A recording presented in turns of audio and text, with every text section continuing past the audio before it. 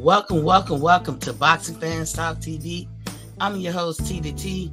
You can refer to me as Miss T or just plain old TT. Y'all saw the thumbnail?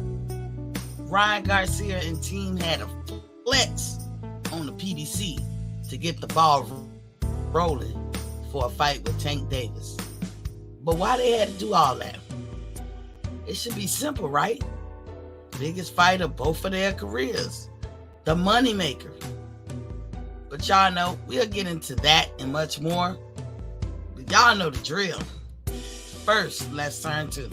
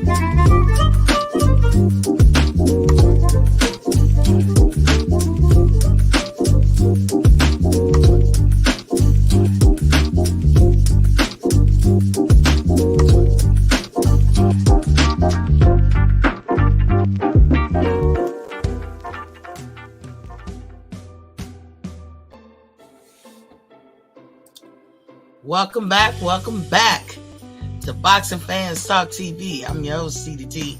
You can call me just plain old TT. Y'all know what I do at the top of my hour. Water check. I got to admit, today I did not hit the mark. I didn't hit the mark. I took too much punishment today in my Q voice. But don't worry. After all, tomorrow is another day. And my Vivian Lee voice. But I'm drinking water now. I had a busy day yesterday. A busy day today. Most of the day. But I'm back. Taking care of some important business. Couldn't be with y'all yesterday. But I am drinking my water. And you know, here at Boxing Fans Talk TV, we advocate for the average person to drink 100 ounces of water. We really wish that all adults drink at least a gallon of water a day. It don't matter your size, your height, your stature. You can drink 128 ounces of water. And we know that people don't like to drink water. We know you don't like to drink it, but you got to. It's good for your kidneys. It's good for all your filtering systems. You gotta drink water. It's gonna help your body do what it gotta do. So we say if you're not a big water drinker, that at least drink 2 times a day. And we just saying 8 ounces, just a cup. You can drink 8 ounces of water in the blink of an eye. What, that's 3 good sips or gulps, whatever you want to call it. First thing in the morning before your toes hit the ground, before you get off into your morning routine, drink you 8 ounces of water. Have it on a nightstand. I prefer my water cold, but I know how to drink it at room temperature too. And so, y'all hear that music going down? I don't know what's going on. Let me know if y'all can hear the music. But anyway, like I said, have it on a nightstand. Learn how to drink at room temperature. Here at Boxing Fans Talk TV, we also advocate that you put a little mini fridge. It can be a little cube one or a waist high one. I got a waist high one. I love it and love it and love it. My whole family loves it. We keep everything fresh, nice and cold. We ain't got to trek down stairs to go get nothing out the fridge. And, it's right there at our convenience. So I drink my water, right? And, if you think of your body as an engine and the water is the lube, helps things move along smoothly, right? Efficiently and in a timely manner. That's what you're looking for. That's why you want to drink your water. Keep things moving along efficiently and in a timely manner. All you got to do is make that first step. Just crack that top open. Take little sips. Take your time if you got to. The hardest part is grabbing the water and cracking it open. That's all you got to do. And take sips. After about a week of doing that, man, you're going to be surprised how much you're picking up drinking water. Go a long time, like years, 20 years or more. My body won't let me do that. It'll let me know within weeks if I'm not drinking adequate amount of water. I will be able to tell when I go to the bathroom that I ain't drinking enough. My body will do things to hurt me if I'm not drinking enough. When they take my blood, they're going to see different levels where, my body ain't drinking enough. So my body lets me know right quick when I'm doing something wrong. I don't know about others, but I've heard of people who drank. My mom, to be exact, she said she went years. Like, it won't until kind of this age now, like a few years ago, that she started drinking water. Like, talk about it. I'm like, how you go this long? My body would never let me do that. And that's my mom. You would think that I can inherit that toughness, but nope. Nope. The luck of the draw didn't work out like that for me. So I have to drink my water. And we do know it don't matter. Even if it seems like you're getting away with it, you're going to pay for that neglect. The second time you should drink water is at night. When you get out the shower or the tub and you put your pajamas on and you lay down, you don't go to sleep right away. You look at a program or two. You read a passage in a book. You read an article in a magazine. But it's that time. It's during that time that you go ahead and chug a lug 8 ounces of water for the night. Why is that important? It's a lot of work to be done at night in the deep sleep. Even the American Heart Association agrees that it's good for your heart to drink water during this time. Don't drink the water and right away go to sleep. Drink the water 30 minutes or so before you go to sleep. And we talking deep sleep. Because like I said, it's a lot of work going on. A lot of reads going on. Revamping, rebooting, recharging, recreating. All of this is... it's a lot of work. Calories are being burnt. The average person in a deep sleep burns about 900 to 1,000 calories at night in the sleep because of all the work. You can't even really get that in a workout. I don't even care if you go balls to walls. The average person get like a real good, decent workout, 150 calories. A balls to wall workout, 300. but in your sleep, 900 to 1,000. You better drink that water. For you have things overheating and burning up and coming off track. Like I said, think of your body as an engine. That water is lube. It needs to run smoothly and efficiently. That's why you drink your water. In the year 2023 and forward, nobody should have dehydration problems. And trust me, even if you're a person that drink water, you could still be a person that just have a predisposition to have those type of problems. When I was younger, I used to always have dehydration problems, and I'd be like, but I drank some water. I drunk water. Some people absorb it way too quick. Some people, I don't know. It just maybe come in and go out you, but you got to be in the business of drinking that water. So please, winter, spring, summer, fall, drink your water. Now that we got that out the way, let's do a little hopping. Please, please, please, in my humblest voice ever, hit that like, share, and subscribe button. If you're watching me on replay, leave a comment. If you already subscribed, don't hit the button no more. I got you locked in. Leave a comment. I do read your comments. If they're logical and rational, I take them in consideration. If you have any questions about anything said in the past, present, or you know enough that you know what I'm going to say in the future, hit me up at boxingfanstalk@gmail.com. That's boxingfans.com. It's my email. Any questions? I'll try to get back to you.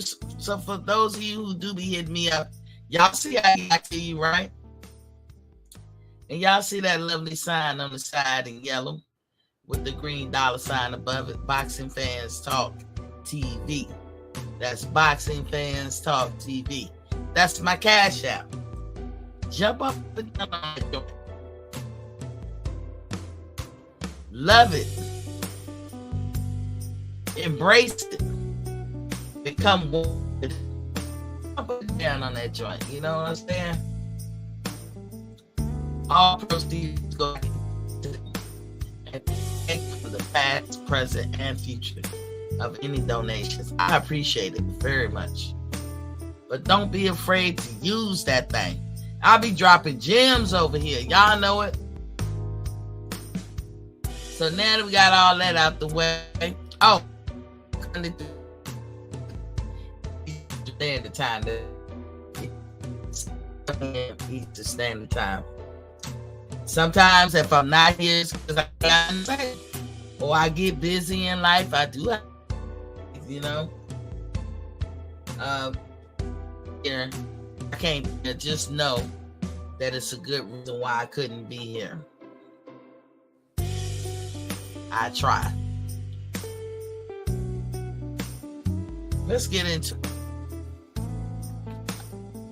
Like that.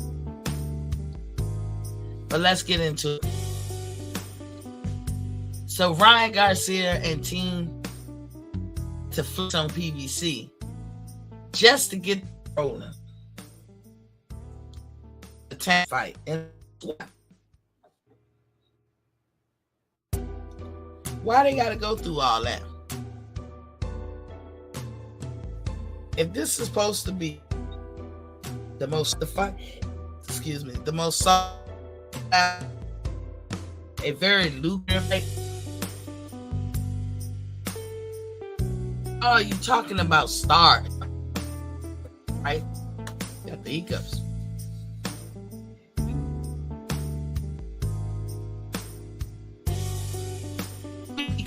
Where I stand with both of these fighters. You heard me get hard and be critical. I haven't been as hard or critical of Tank, but I do be critical of him too. But you got to think, oh, you just don't like Ryan. Hey, I like Ryan moves. I don't like how he's moving in these boxing streets. For a person who just started out. I don't like this pause in this music, so I'm gonna turn it off. I don't know what's going on. But I don't like how Ryan be moving in these boxing streets. So no, I don't like that. And I've been very, very, very critical of him. Because I was like, I don't get it. You know, when you first start something, anything, it don't matter what you start in life, you have to make your mark. You have to solidify your stamp on or presence in whatever it is you're making your mark on. You know, you first impressions, right? You know, you got to come off like I'm this, that, and the other. You know, depending on the career that you choose, it doesn't matter what career you choose. If you want to be a sandwich maker, you want to start, separating yourself from other makers who are go sandwich maker. You know,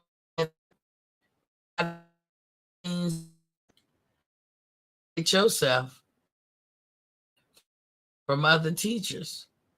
Sometimes it's not like you got to be different. I don't say you got to be different. I say that to say you got to be.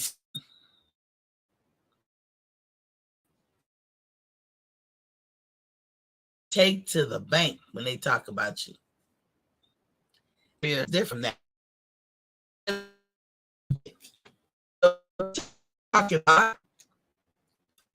I think when you first start off in your career,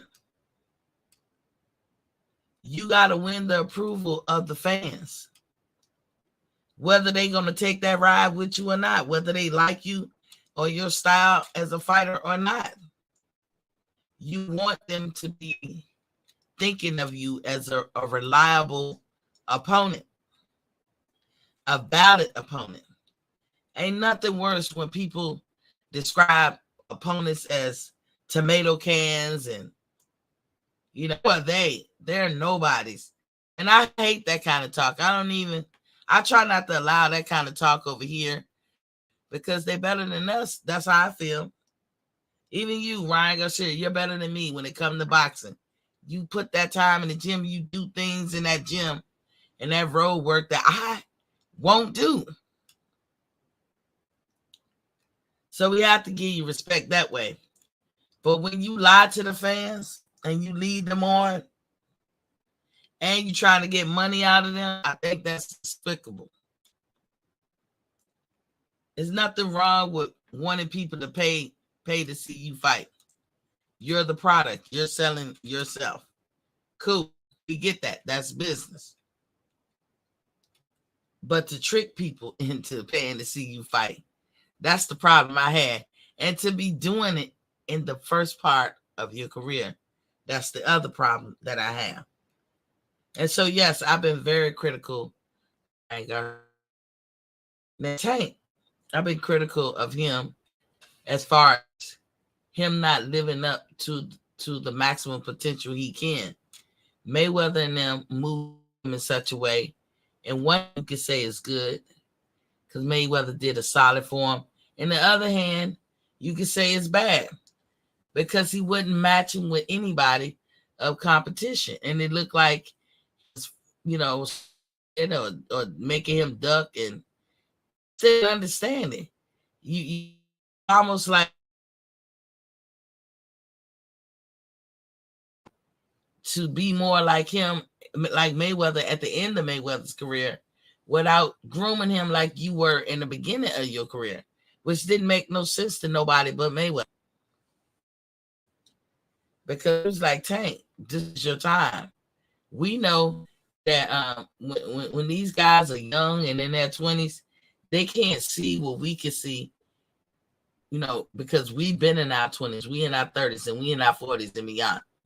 We can see life differently. They can't see it because they've never been in their 30s before. We know that the time to strike is right there when you're young in your 20s.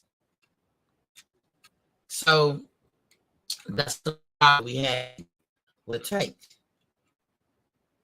Then we got to hear all the time that Tank is a star.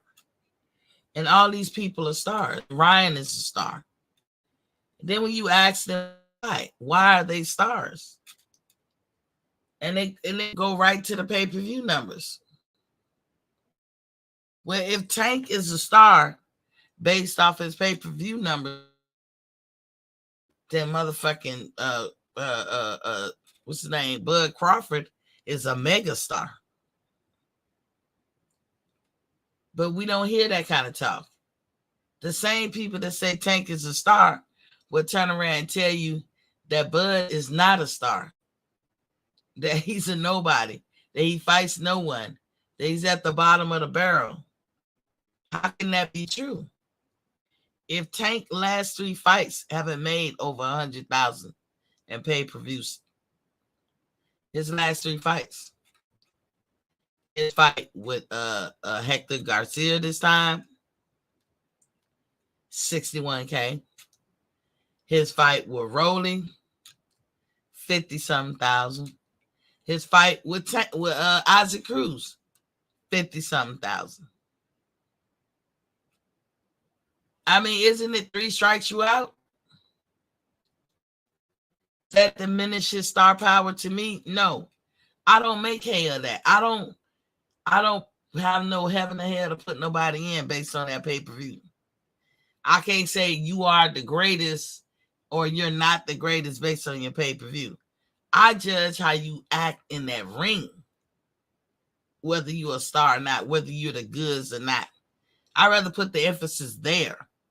But you got people who want to put the emphasis on the pay-per-view numbers and judge them.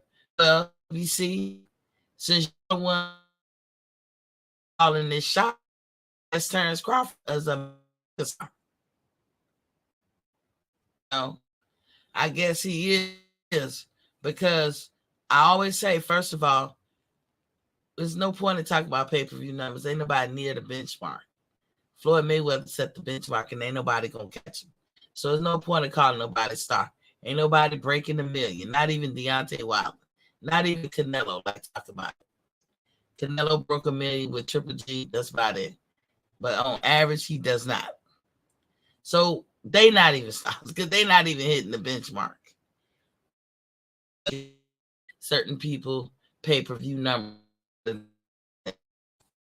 But like I said, if Tank is a star based on pay-per-view, then Bud is a megastar. And I would love to hear PBC start saying that, or their fans. But they not. Because as I say, Bud always get like 130 or plus or whatever pay-per-view numbers. But Tank, last 3 fights haven't even broke over 100,000. PGA's big dog, I see you in the building. Was popping, King? So if Tank can't break over 100,000, how is he a pay-per-view star? I'm not knocking Tank. I'm a fan of Tank. I'm saying put things in perspective. This year going forward, so the fans won't be so divided, so that we can just enjoy and, like talk shit, be passionate about our sport. But at the end of the day, hug it up and be like, okay, wait till the next time we see this. Wait till the next time another fight come up. I got you, dog. So we don't be hateful to each other. Let's speak truths. This the year of the truth. Gone is the year of chaos. Let the lie be the lies and the truth be the truth.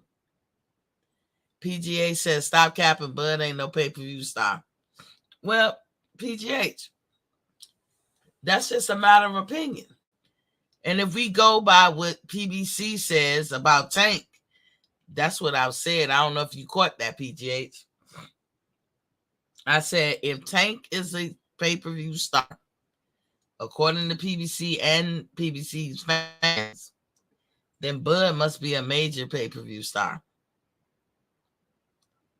I mean, if Tank is getting 61K pay-per-view buys for this last fight and 50-something for the last 2 fights before that, so the Rolly and the Isaac Cruz, and they call that pay-per-view star, then what is Bud? Make it make sense. Let's use our common sense. Like I said, I'm crushing all stupidity. You don't get to come over here and be stupid when I know you're not. He said those are fake numbers. Rick Glaser putting out lies. PGH. When we don't like the lie, when we don't like the numbers, we can't say that those are lies. You know, then we got to get to a point, PGH. We're going to have to make a hard decision. We're going to have to say, leave pay-per-view numbers out of the talks. Don't bring them up. Don't let them factor in or anything, because we'll never get the truth of pay-per-view numbers. That means Earl numbers lies. Bud numbers are lies. That means everybody numbers are lies. And he said, Showtime say they never release any numbers. Then how Earl Spence numbers were. You right, the time did. See, this is what I mean. Well, I know, this is why I say, you smart. I know a lot of y'all, but y'all turn this logic off when I've been saying that Showtime put out an article back then in 2014 explaining how they're going to stop releasing numbers. This was a long time ago, right? This is before Terrence Crawford came into the 147 division. This is before, long before Earl Spence got a belt. This is before either one of them did pay-per-view. Well, Earl Spence did pay-per-view, right? Ben said that. Ben said that. But you guys swear that Earl Spence numbers are the gospel. And the only way you gonna get an accurate number is if he break a record. And we know he cannot break no goddamn records. None of them can. I'm just not pointing the finger at Earl Spence. I'm saying that about Terrence Crawford. I'm saying that about Tank Davis, whoever else you want to try out and say your favorite fighter is. None of them will break a number. None of them going to do that. So why do we bring that up as a factor if we can't get a real factual number? Now you're cooking with grease, but watch you take it back. PGA said all pay-per-view numbers are fake, but we all know that Bud pay-per-view numbers were flopping because his promoter told us that. Facts. Who told us that? Who told us that? There was still numbers given. His numbers weren't that high. You don't hear me arguing about his numbers. But the argument is treat him like shit with no Vaseline because he doesn't do well with. That's what I'm saying. I'm talking about that. He doesn't deserve respect or even get credence, or he don't even deserve to be treated fairly because he's not a pay-per-view darling. I'm talking about that. Earl Spence flopping too, because that number that they said Earl Spence did with Ugas wasn't. Oh, it was more like half that. And Earl Spence has been declining since Mikey Garcia. These are facts. But what I'm saying is I'm not going to look at Earl Spence and say, you ain't shit, you ain't nothing, you ain't nobody. We need to treat you unfair or any of that stuff, but just score high on pay-per-view numbers. King say, hey, Miss T, I'm not going to do that. Never would I do that. If Earl spends the goods, he the goods. I don't care what his pay-per-view numbers say. If any fighter is the goods, I don't care what your numbers say. It can't take away what they can do in that ring. That's fair. But that's how a lot of PBC fans or Earl fans remember to dictate how they will treat the next fighter.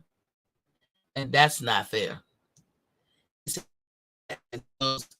Bad business, but for the ducking BS he just did.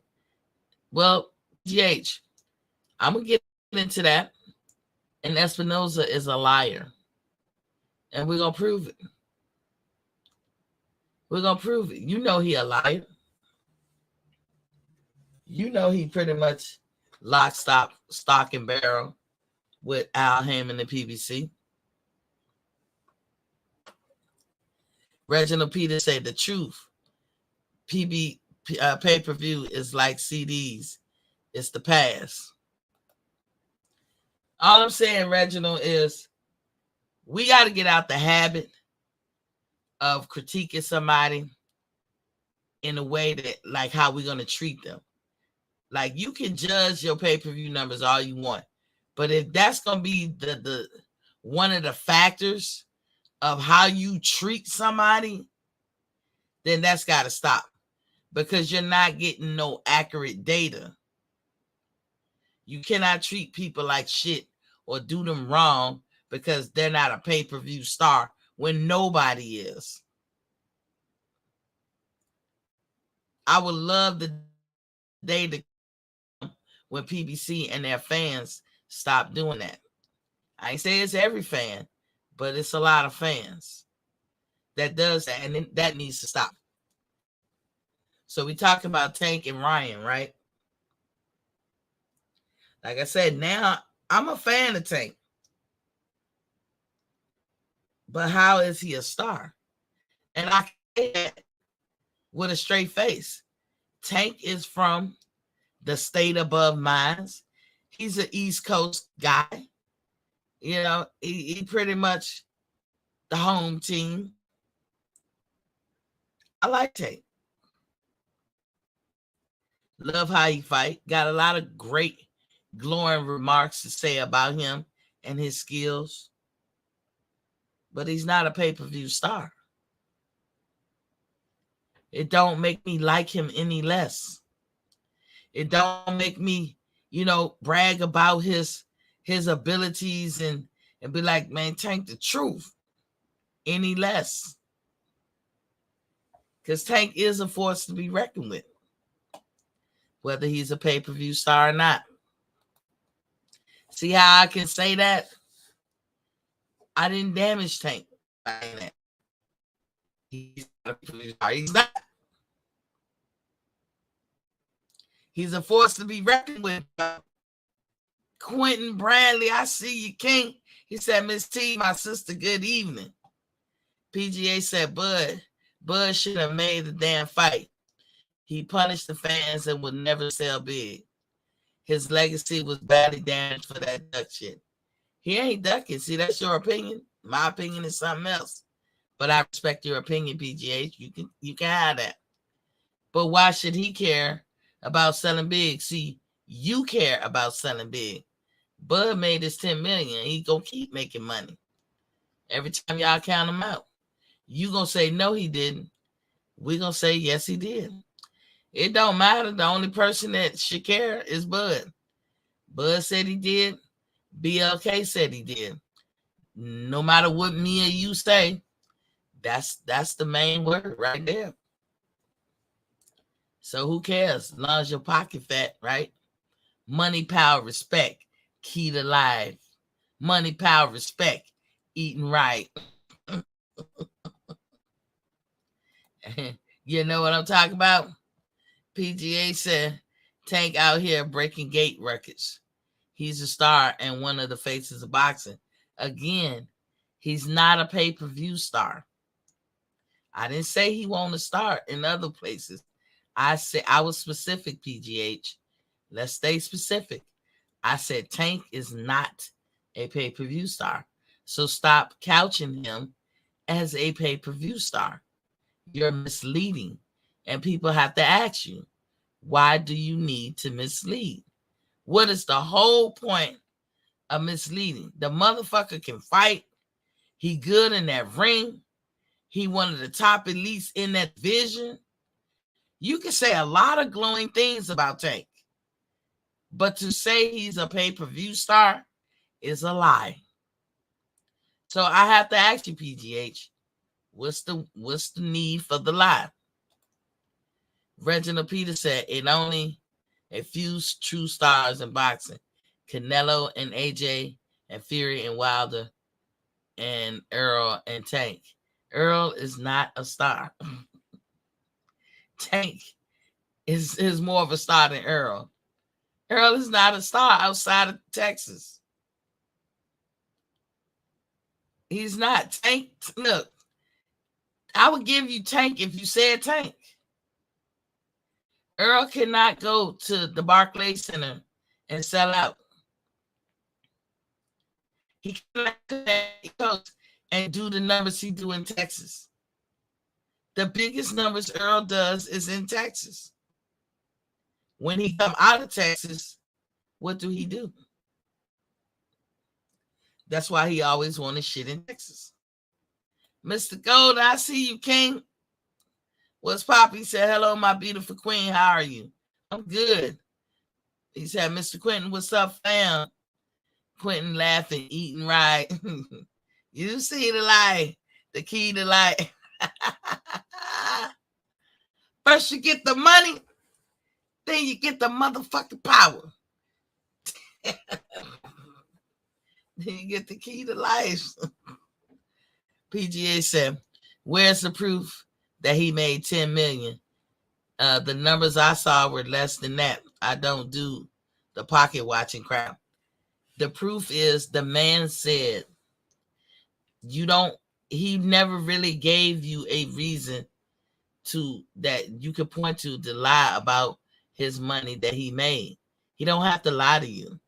You are not his friend. Neither am I, like his buddy. And I love Bud. Bud knows I like him. If I met him twice. If Bud look at me and say, oh, I met you before, he knows I'm a fan. I am not close enough to Bud to see him. You definitely not. You don't have his number. He don't have to report to you. He told us he was making 10. BLK representatives told us that they paid him 10. If that's not good enough for you, PGH, then it's not good enough for you. Oh, well, you're just PGH, and you're not in his world or on his level. And I'm not saying that to put you down. I'm just saying as facts. I can't argue with nobody or debate nobody about something that's been said by the two people who have the knowing of whether that's true or not.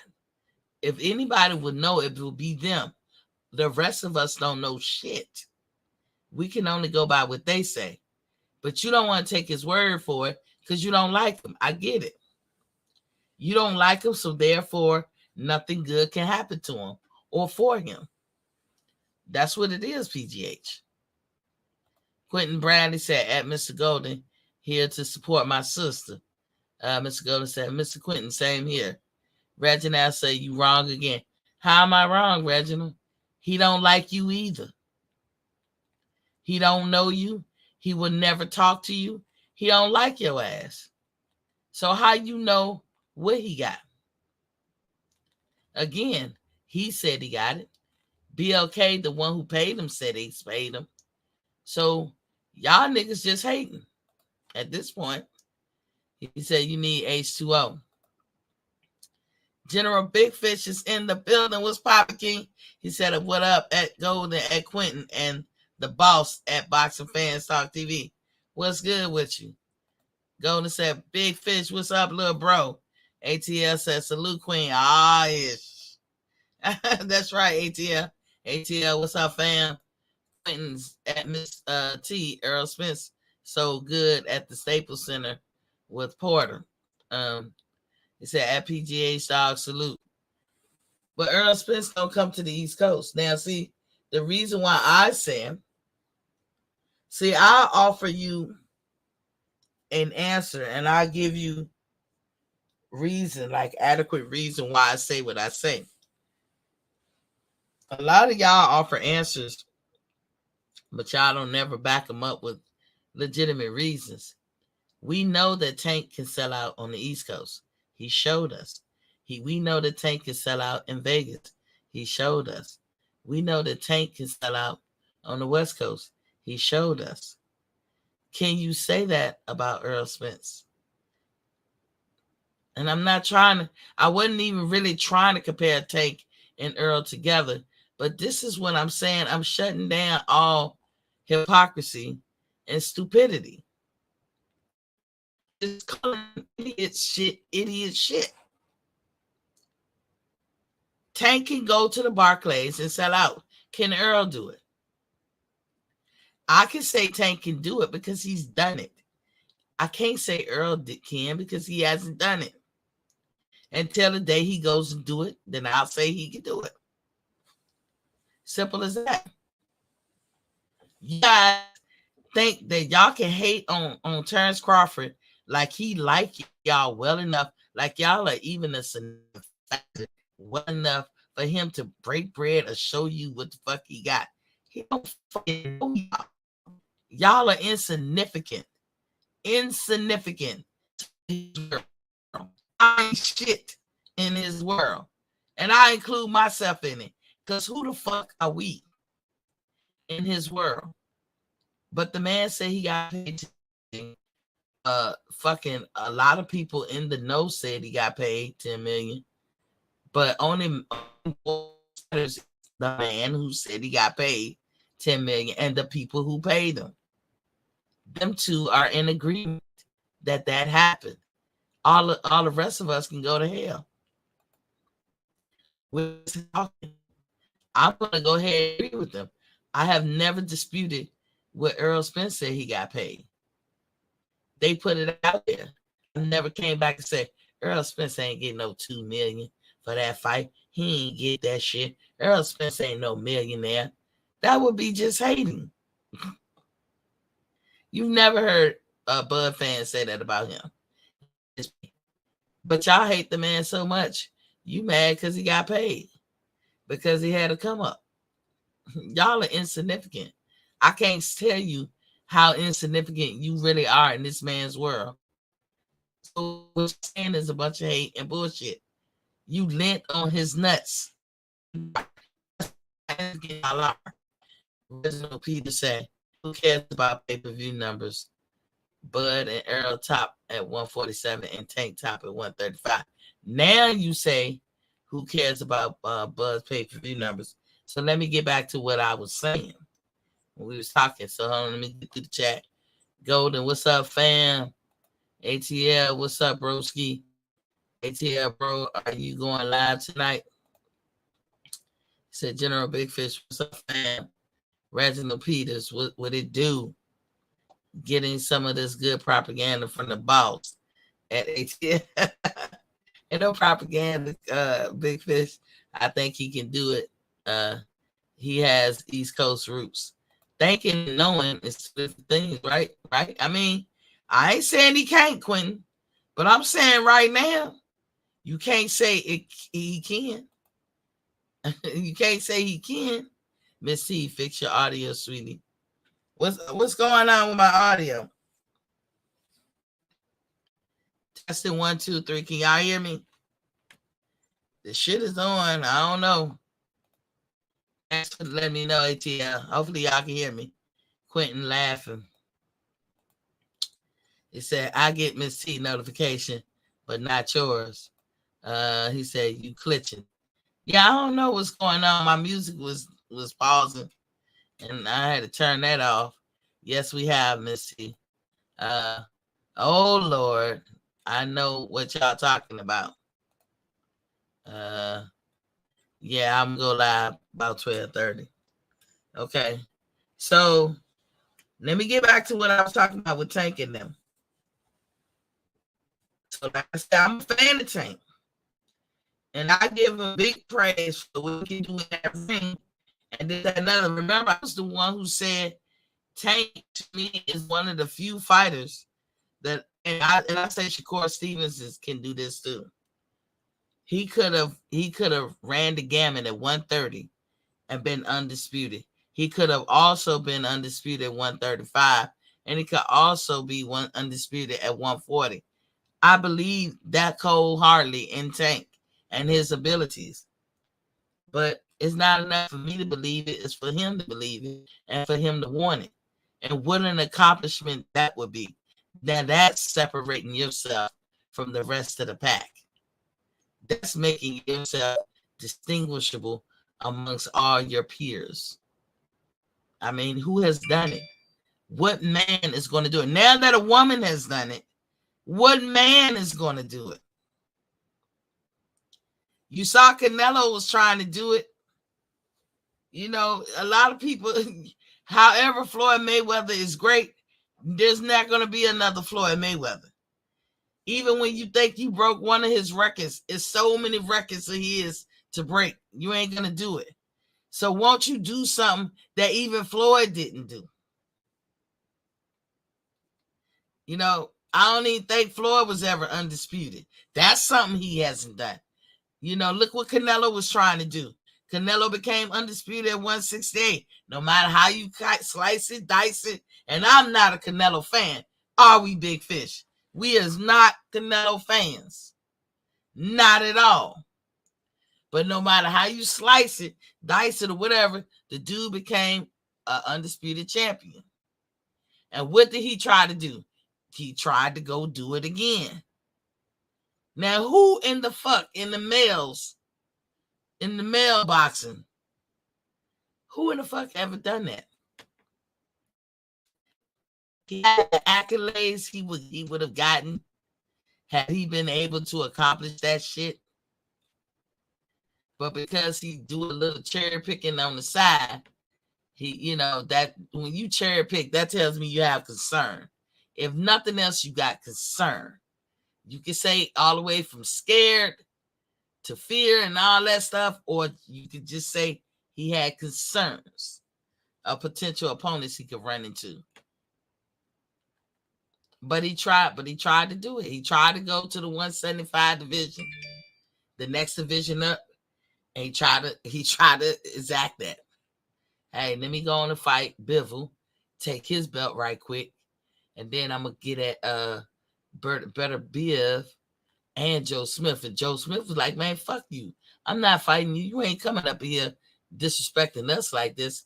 Joe Smith won't even gonna give him a chance. But Joe Smith went for somebody else. Like, I think he fought Bateria, and Bateria got the belts. But I'm just saying, Bivol had to teach that lesson. Bivol had to smack his in the dirt. You know what I'm saying? Like, no. He had to hit the Matambo on him. No.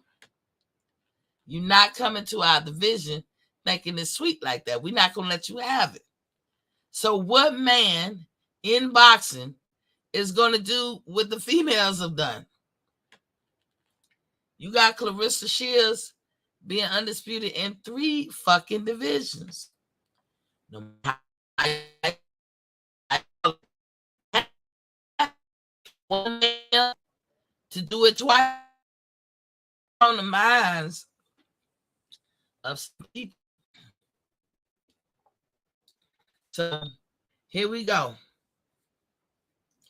Like I said, he did approximately 50 plus K for the Rolly fight and Isaac Cruz. He did, from what they're saying, 61K for this Hector Garcia fight. So I'm not gonna make this a point or whatever about him being a star. He's not a pay-per-view star. But now what Tank is a star at, he be breaking that gate, right? That gate. He be on point with that motherfucking gate. He be selling out. And that's what we can say. Now, you know who they would love to say could sell out? They would love to say Ryan Garcia sells out, but we can't say that. We know that what Tank do, it don't matter the coast. It don't really matter the area. How many different places I go? He hit all the big ticket item places. DC, New York, Atlanta, Vegas, and the West Coast.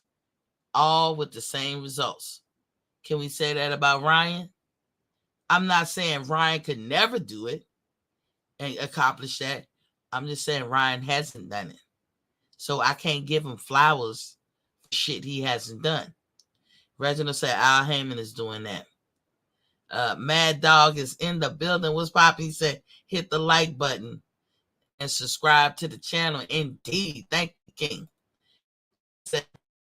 Tank over all of them. Me too. I'm a Tank fan, and I'm saying this. Like I said, 2023, we're not going to be hypocrites. We're not going to live in chaos, and we're going to speak truth. The truth is going to be the truth, and the lies going to be the lies. We're not going to act like we're ridiculous. We don't got to go through all that. Now, the last time I was on here, I was talking about the fact that they were trying to carry Ryan Garcia negative. The last time I was here, I was saying that shit because Ryan have an audio out there where he's talking about the demands and requirements that Al Heyman put on him. And they got no time Al Heyman until I'm going to surprise some of you. Al Heyman is not a boxer. He ain't nowhere near being a boxer. He ain't nowhere near being a motherfucking singer. He just a geek ass pencil with a Harvard degree. He's smart as a bitch, in other words. He's smart as hell, and he likes to think of himself as a great businessman, but he's not. In my humble opinion, I ain't say he's not a great man.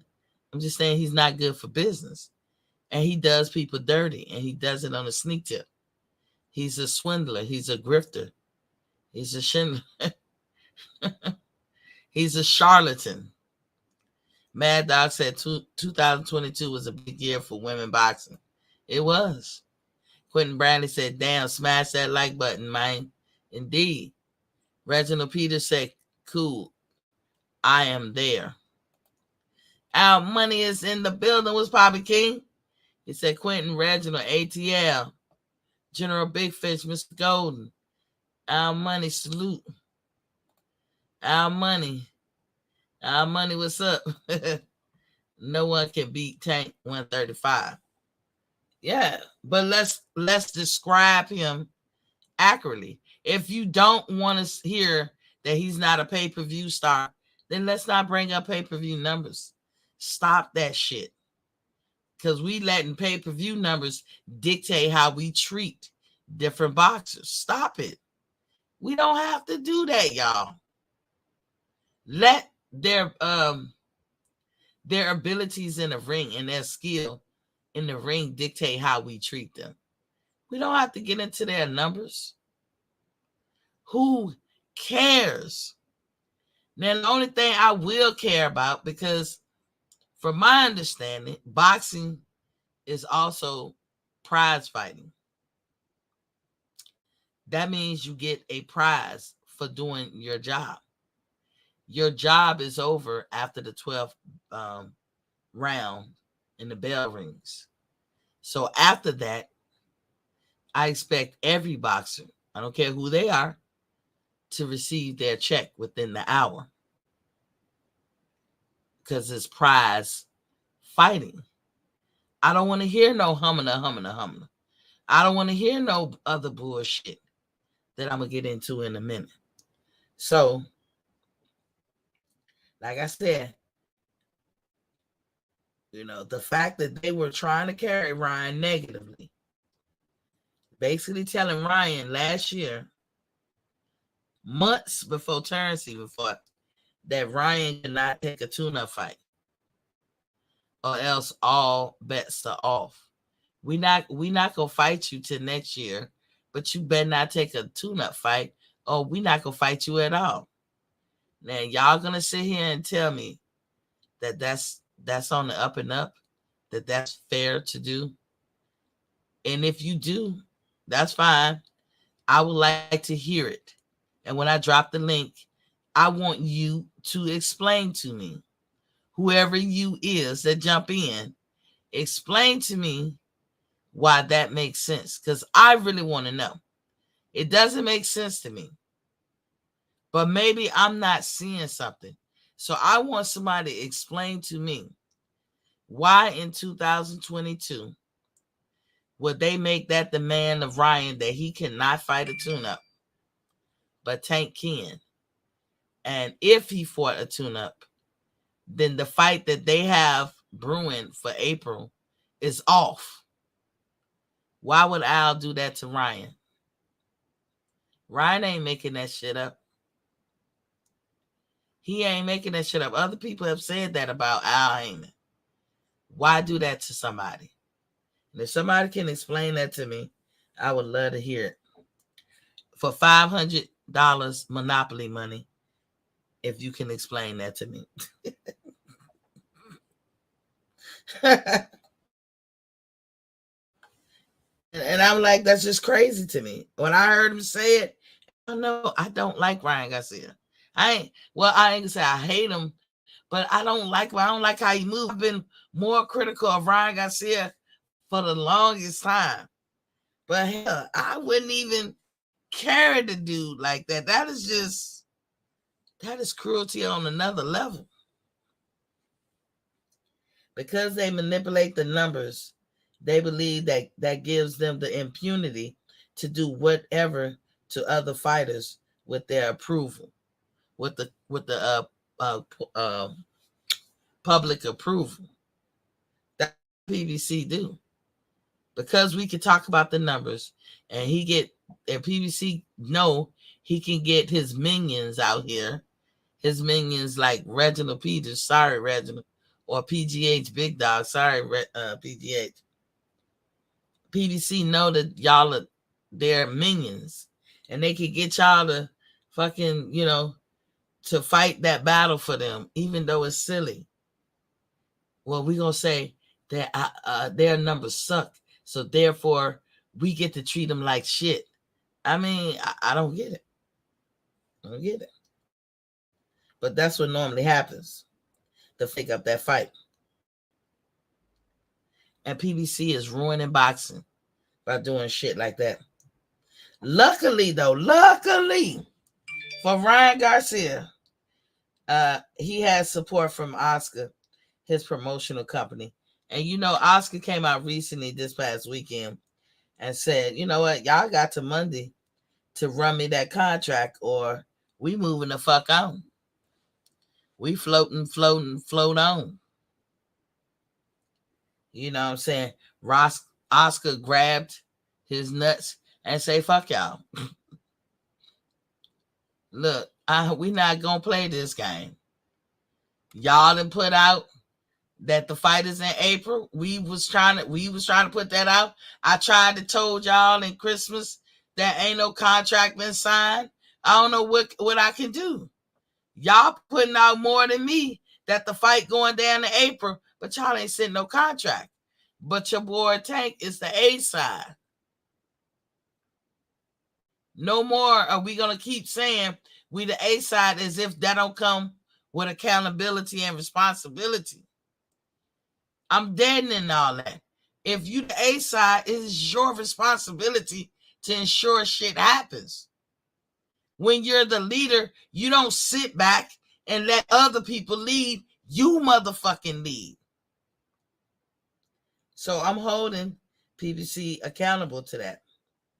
And Oscar did too. Run me that goddamn contract, or we moving on. Now, recently, Oscar has made a big production and media showing of receiving the contract from Tank. He gave him like a day to get it over to him. And like I say, he was threatening that they'll move on. And now that they got it over to him and Ryan standing in the picture holding the contract. I was supposed look. Wait a minute. I'm gonna see if I can still do it. I'm gonna bring that picture. I was supposed to have it ready. Damn. Hold on. Let me see. Did I have it? I know I had this picture ready. Hold up. I'm supposed to be ready for y'all. I'm dropping the ball and shit. Hold on. Oh damn it. Okay. Let me say. All right. Let me see. I'm downloading it right now. All right. And I'm gonna see if I can get it. Thanks for bearing with me, y'all, because I want y'all to see. Let me see. I think it's this one. I'm uploading it now. I'm uploading it. Yeah. Y'all remember this picture? Look at those faces. They ready for war. Oscar, it's no reason Oscar had to get like that. He shouldn't have had the flex on PBC and say, look, from me that contract, or we moving the fuck on. Who the hell is y'all? Y'all need us too. So even though I say Tank is not a pay-per-view star, I say Ryan is not neither. And Ryan is not a bigger star than Tank because Ryan has not shown. Not saying that Ryan can't be, because he very well can be.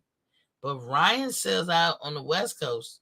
We don't know how he do in Vegas that much. I mean, he could do I guess.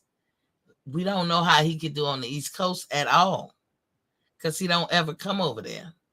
So that makes Tank a bigger star as far as the gate is concerned, because we've seen how Tank do when he go to different places.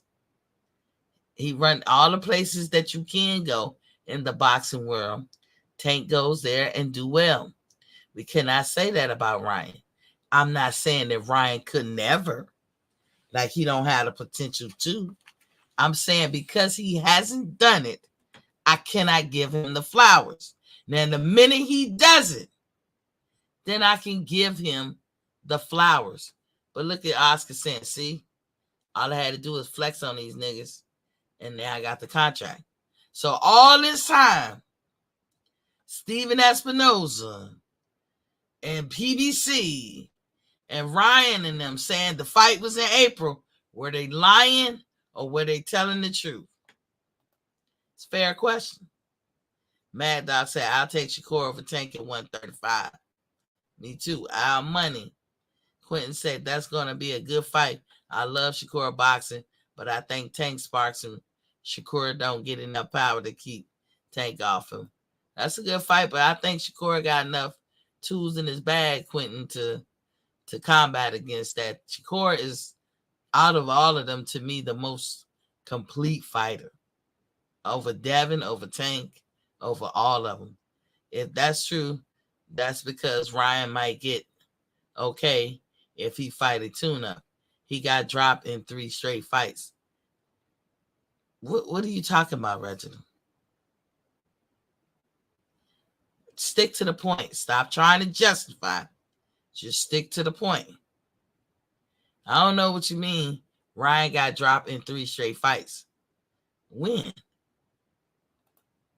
He said, that's all PR for the fight. What? Laugh out loud. It's just smoke and mirror for the fight. Shakur can't eat those bombs over 12 rounds.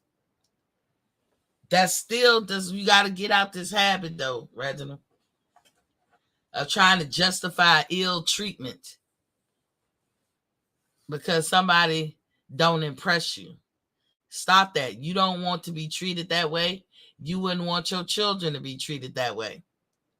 So let's not create the world that we don't want to live in. Since when is it okay that if somebody don't impress me or I don't like them or I like somebody better, then it's okay for me to treat and do wrong to another person? That don't even make sense. I don't. I'm gonna drop the link, Reginald. But I'm gonna get my point. They both would have excellent numbers at the gate from where they've been, where they already been. Tank have shown all over the country. Ryan, for wherever he's been, he did good numbers, which is really saying the West Coast. Okay.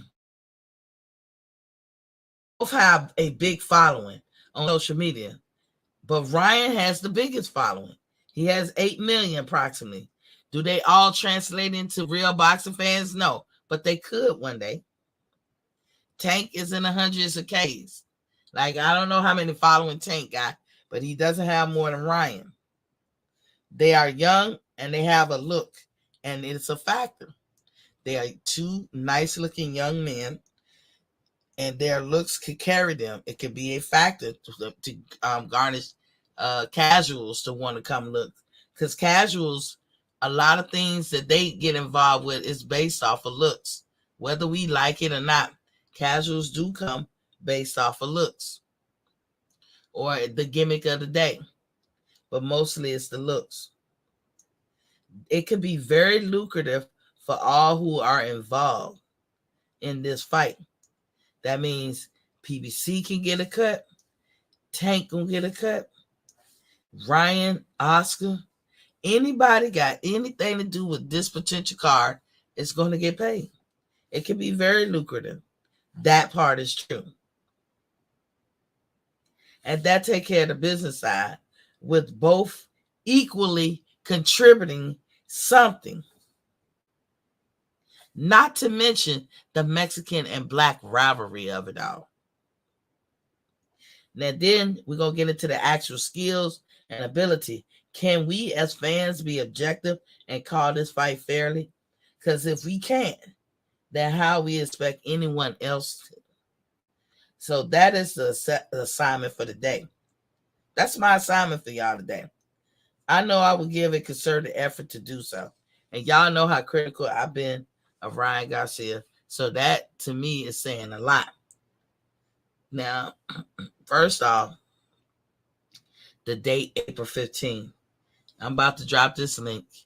And I want y'all to tell me, in basic words. When you come in, I got questions to ask you. So answer the question before you pop your collar. And I'm going to just sound them off right now so you can answer them real quick. First off, the date was mentioned April 15, 2003, that they was going to fight. Was that a lie or was that the truth? Ryan didn't get a tune-up fight because of Al Heyman threats. Was that fair for them to do to him or not? Between the two, who has the power? Who has the skills? When can they take the power shot? Which one of them can take the power shot? Who has the advantage? And most of all, do pay-per-view numbers matter? Was Oscar right to call out PBC in the public about that contract? Now, I asked a series of questions. I asked a series of questions. Now, Reginald, can you answer any of those questions? Reginald? All you gotta do is turn down the noise in the background. You gotta put the kiddos in the room, turn the TV on, and walk to another room.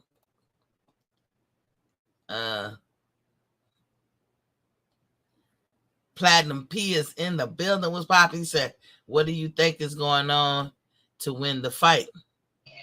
Wait, you see that first? I was escaping. Peter said, where Miss Black? Was so scared. I don't know. I was on the ground. Reginald, do we gotta hear this? Yeah, hey Miss T. What's up, everybody? Come on now. What's up? He said no woman do that. What you mean no woman do that? Oh, when you said that people tune in for the looks, I'm like, only women would tune in to boxing for the looks. And what was the first You question? said when you said that, then it broke out. What you saying? That was when you said people tune in to boxing for the looks. I was like, only women would tune in for the looks. No, I said casuals will come in for the looks. Yeah, they do. Not just women. Casuals come in for the look. Why y'all think Keith Thurman's so popular? Don't get it twisted. This is such thing as men can say, man, I wish I was like him or whatever. Ain't no homo about that. But casuals come in for the looks. Trust me, if you toe up from the flow up, you ain't gonna attract no goddamn casuals. I can tell you that right now. What's up, AT? Trust me, if you toe up from the flow up, you ain't gonna attract no goddamn casuals. I can tell you that right now. What's up? Trust me, if you turn me off in the back, you ain't gonna attract no goddamn casuals. I can tell you that right now. Turn me off in the back, ATL. Oh yeah, my bad. Mike Jones said, breaking news, man, funk all these fairy tale fights. Inouye versus Fulton is happening. Well, hopefully, Reginald, you got the floor. Can you answer any of the questions that I asked? What was your question again? I said, Ryan didn't get a tune-up fight because of Al Heyman threats. Was that fair or not? I think that just once again De La Hoya putting all that out there. You know what I'm saying? That's his fighter. You can't tell one promoter can tell another promoter when this fighter can and cannot fight. I never even heard that, and I've been watching boxing since the 80s. That if you have a tune-up fight, we're not going to fight you. I never heard of nothing like that. That don't really make no sense. You know what I'm saying? Earl just said that. I take you for what your word, but Earl just said that about Terrence. He said, "Well, we ain't gonna have no fight since you want to take the David Avenesi, but we're not gonna go in depth about that, even though those are 2 different years." I'm gonna ask you this question again. Ryan said that was the man that Al Heyman and them put on him.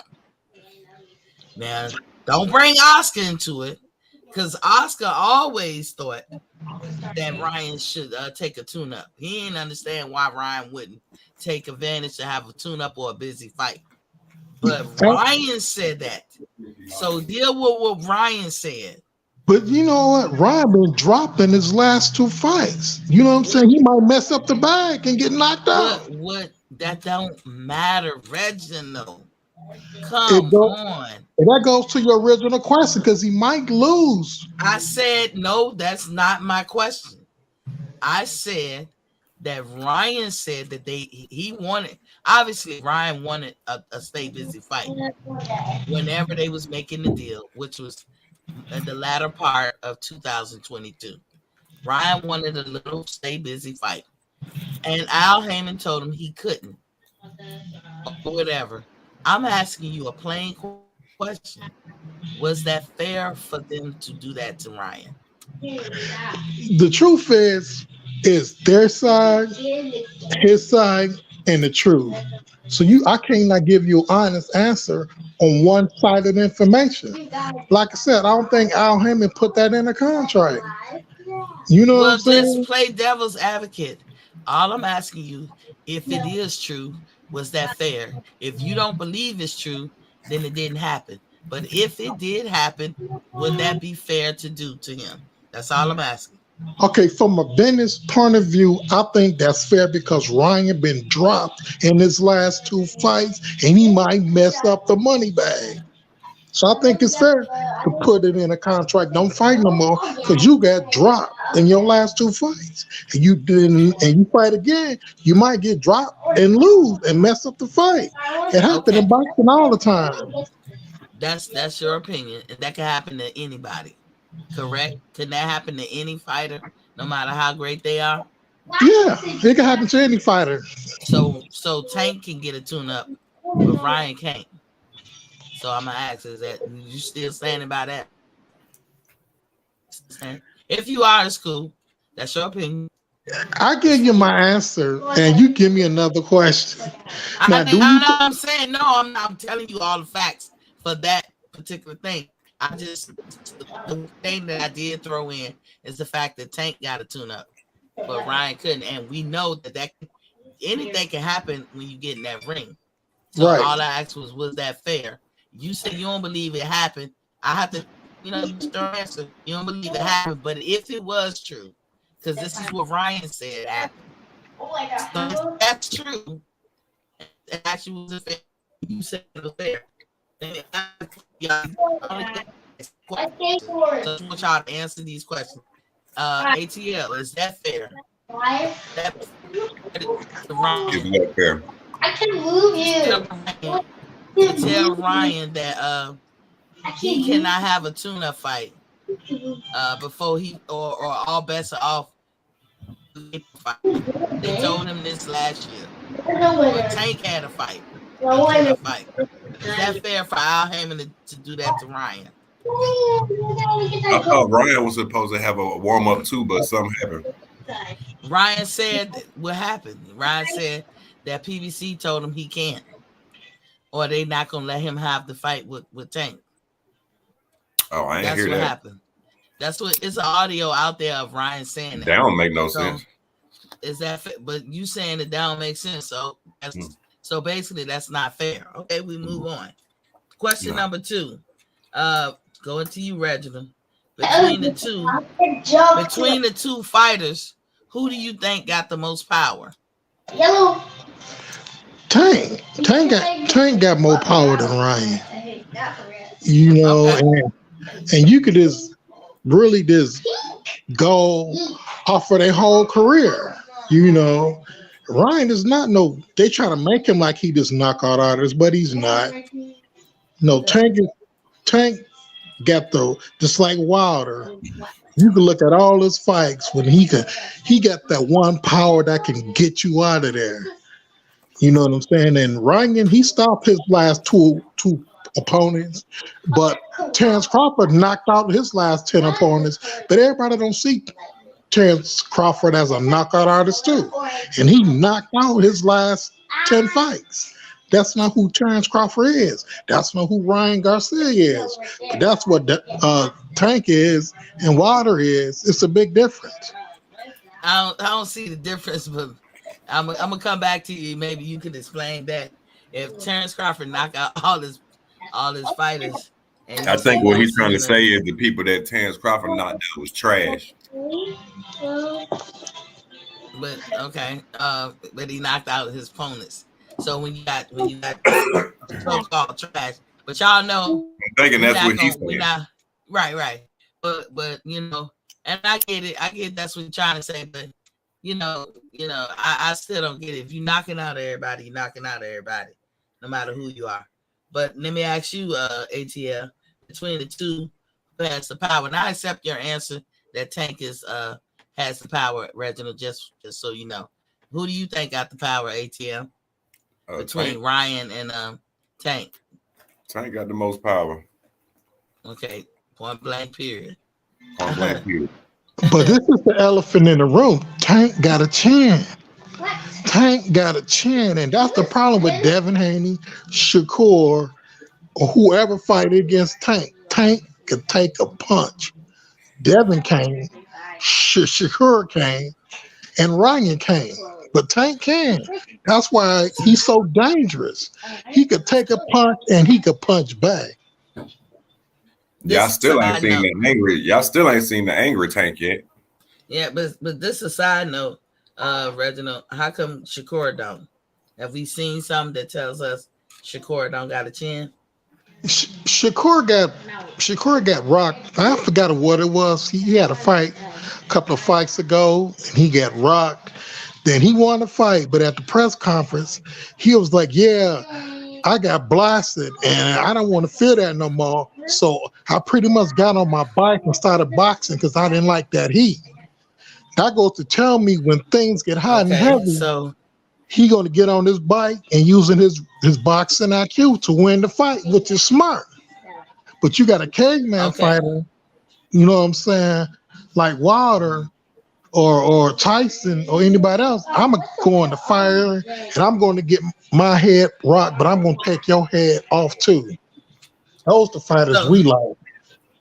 Bo is in the house, so I'm gonna include you in the 7-part question. Bo, I'm gonna let you catch up, and then we're gonna go to number 4 and start back with Reginald. But Bo, I'm gonna give you the first 3 questions I gave them, and you know, just however you feel. So Ryan has claimed, and he's on audio saying this, that PBC pretty much told him, and I call it a threat. He can't take no tune-ups, or he can't take a stay busy fight before April, which was this. He said he told Ryan this last year, or they expressed this to Ryan last year, that he couldn't take a busy fight or call a tune-up, and if he did, that the fight was off in April. But Tank got to get one. Do you think that was fair for PBC to put that kind of demand on Ryan Garcia? No, that's not fair. That's not fair at all.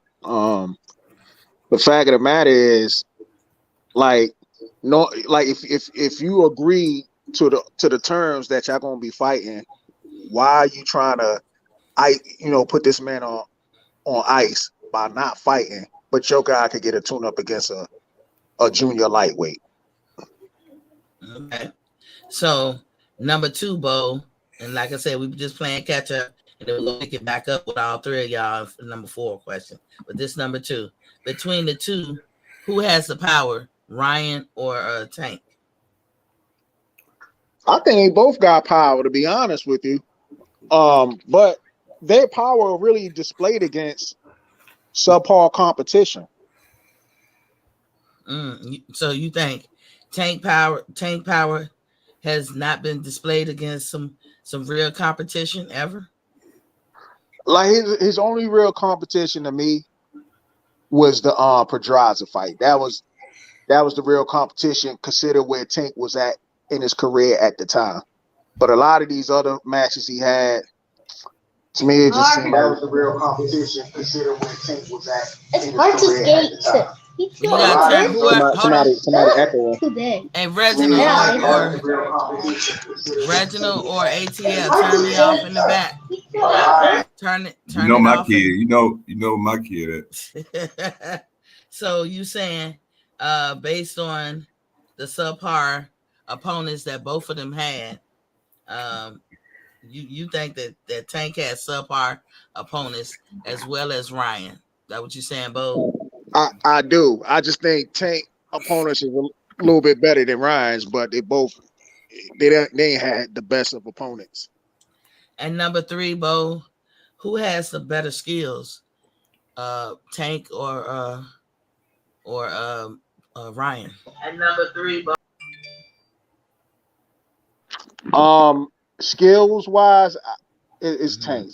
Tank got more tools in the bag, in my opinion. Okay, so number 4, going back to where he go? Motherfucker. Did he drop? I ain't drop yet. But number 4, Reginald.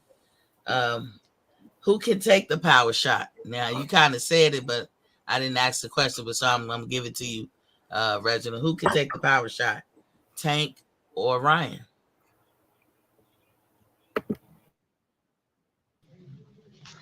Reginald? No, like I said, I think Tank got the better chance. And he got the better power. If you look at all of Ryan knockout shots, it's been a combination of just beating you down. But Tank could get you out of there with just one shot. Just like Wilder. One punch and you gone. And Ryan Chan is already suspect. He been dropped his last 2 fights.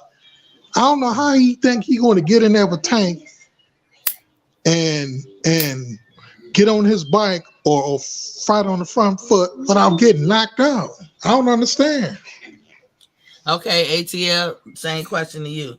Who can take the power shot, Ryan or Tank? Tank could take the power shot. You too, Bo? I don't know, because what power puncher has Tank really fought? I mean, we could say he take the power shot all day, but what power puncher has he really fought? One thing about Tank, he a whole different beast. Like, he been boxing and moving around and, you know what I'm saying, doing shit just for his fans and shit like that.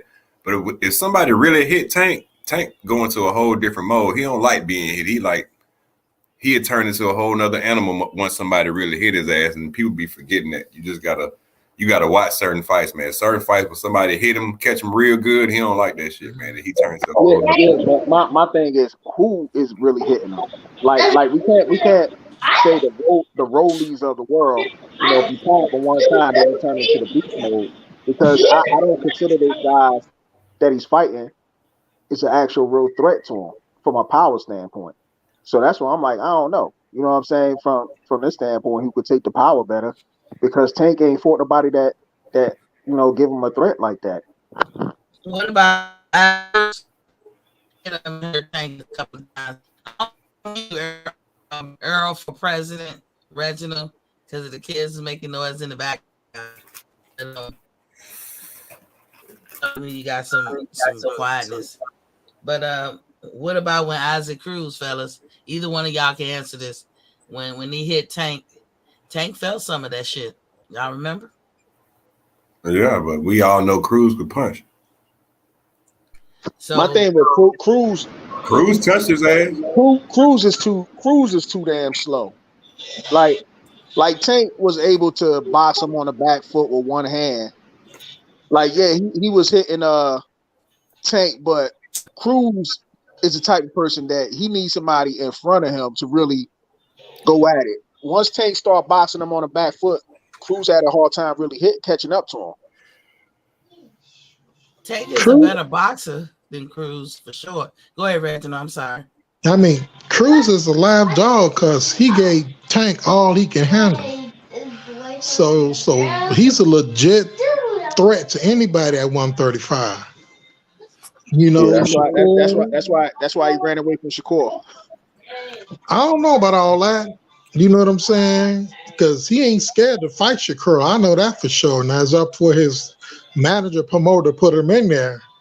But if he go in there and fight Tank, I know damn well he ain't scared of no Shakur. I'll put some money on that. I got a theory about that, Bo. I think that when Shakur asked him, or when they try to mandate that fight with Shakur and Cruz, I think it was gonna be, Cruz is used to people giving him short notice, and I think Cruz is feel like he is at least at point in his career that he did the full camp, and I think that's why he wants to rematch with Tank so bad, and because he has come back recently, Bo, and said, "Yeah, I want to fight you." I think I'm putting my stink on it, but they kind of said it like, since you're talking all this shit, he wants a full camp. I'm speculating. I'm telling you guys, I'm speculating, but I don't think Cruz was scared of Shakur. I think it was something like a let's see. I think it's a lot easier for a person to say, I want to fight Shakur, once they realize Shakur already has a fight lined up. That's like Tank saying he was going, if Devin Haney was to beat George Kambosos, he was going to fight him, but yet the fight still hasn't happened. But Cruz said that before he got, I know you talking about Shakur got a fight now with some, is it a Japanese guy, right? Because he went all the way down the line. All these guys were like, "I'll fight you," I'll fight, and then they all ducked the smoke. They did.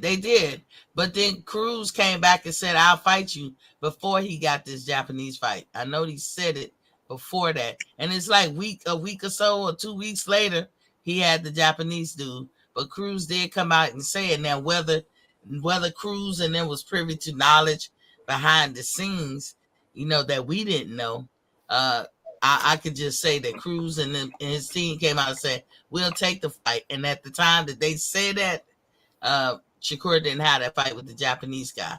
And then, like I said, not long after that, he had the fight. Who did he set it to on social media? Did he reach out? Yeah, To they came did out he on reach out to social media. Shakur's camp? Yeah, that's what I'm saying. But did They he came reach out out to through. Shakur? He didn't reach out No, to Shakur's camp. See, that's what I'm saying. I don't. I could No, do the no. thing. I could do the things for publicity and be like, yeah, I want that fight. But then when it comes down to let's make the fight. Then all of a sudden the excuses is oh well he's gonna run. He's a born fighter. He's blah blah blah blah. Like they make every excuse in the book. Well, I mean, again, if and I hate to bring this back up, Shakur, if he didn't lose his belts on the scale, he would have had more leverage, and that would have been more damaging for Cruz to say no. But because Cruz had to get back in line, I mean not Cruz, Shakur had to get back in line and pretty much start from the bottom. Um, Baby Cruz and them felt like, yeah, we can treat him like a wet food stamp. I'm not saying it's right, but it was no damage to Cruz status or leverage or anything for them to even tell Shakur no.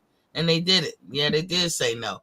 But I personally don't think that Cruz is scared to fight Shakur. But I'm with y'all. I think Shakur would beat everybody in 135. That's just how I see it. So let me ask y'all again, starting with Reginald. Who has the advantage, Tank or Ryan? Reginald? I think Tank got the advantage over all of them. Devin, Shakur, Ryan.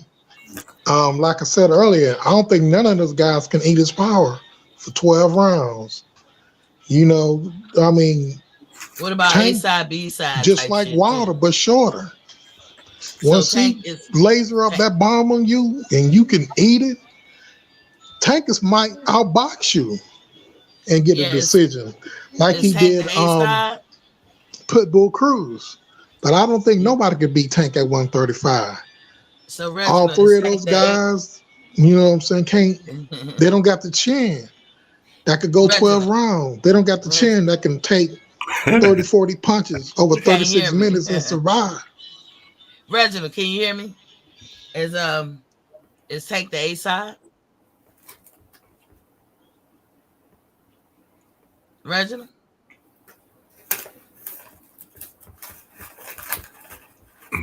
Okay, I'm going to ATL. Yeah, I think he the A side. You know what I'm saying? Because it's obvious Al Heyman, PBC's calling the shots on this fight. So that's what I'm asking y'all. Who has the advantage?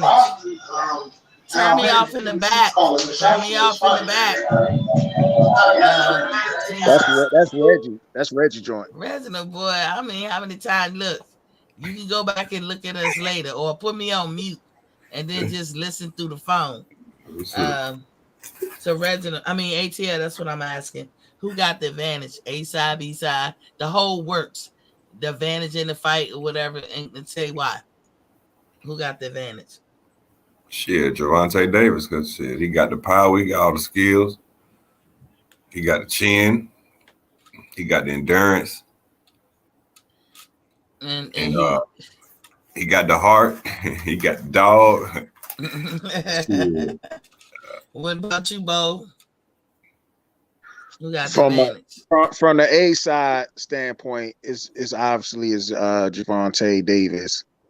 As far as in the fight game, I personally think it's a 50-50 fight. I think if it gets on the inside, that's going to favor Tank a lot. But from the outside, I think Ryan Garcia favors him a lot because he got the reach, and Ryan also got power too. We can't forget about. I know Ryan is he's an instant thought, but at the end of the day, the man does have power. You know what I'm saying? So the instant thought. I like that one. D-Ray Promotions, I see you in the building, King. Andrew Charles, I see you in the building, King. And Dan Tan, I see you in the building, King. What's popping with y'all? I'm going to answer that question too. I think I'm going to give it to Tank, and I'm going to tell y'all why. Because Tank has won, you call it a Reggie belt, whatever you want to call it. He showed his stuff at 130, 135, and 140. For that, and the fact that Tank has fought everywhere. over the fact that Ryan has do bad. I'm not saying Ryan would do bad or good. I'm saying we know he never fought at places like the Barclay or Atlanta or DC. He won't come to the East Coast. So we can't really make an assessment as to what he could do when he come there. But what we can say about Tank is whether the East Coast, West Coast, and in the middle, Tank will always do well at the gate. For that reason, for those two reasons alone, I'm gonna give him an advantage. Plus, I think they both, like you both, got both of them got power. But I think that Tank is a better boxer than Ryan because Ryan do something that I will frown upon and want to fix real quick. As he stands straight up, and he have his chin kind of up. And if Tank was to catch his chin in the air like that, Ryan will be in a coma, I think. Use his height. I mean, I'm sure you know how to use his height, but he's more flat-footed than Tank. When Tank, I told y'all, Tank's go-to is kind of backwards to me. His A game is really his B game, and his B game is his A game.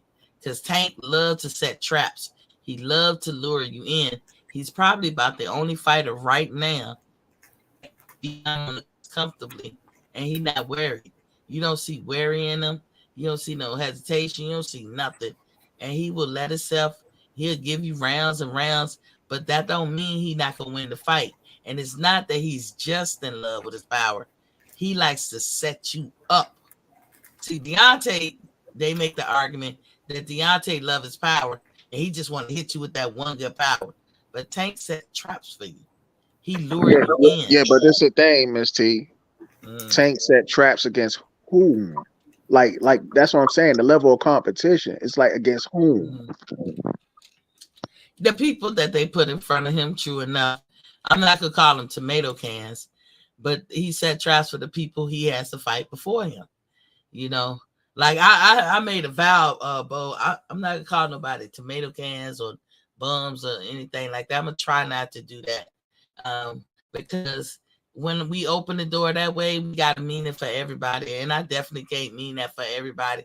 And plus, these guys doing more shit than we are. So, yeah, those are fighters that they put before him. And I'm a believer in if you in the ring with somebody that shouldn't be in there with you, then you got a job to do. One job only is to show them why they don't belong in the ring with you.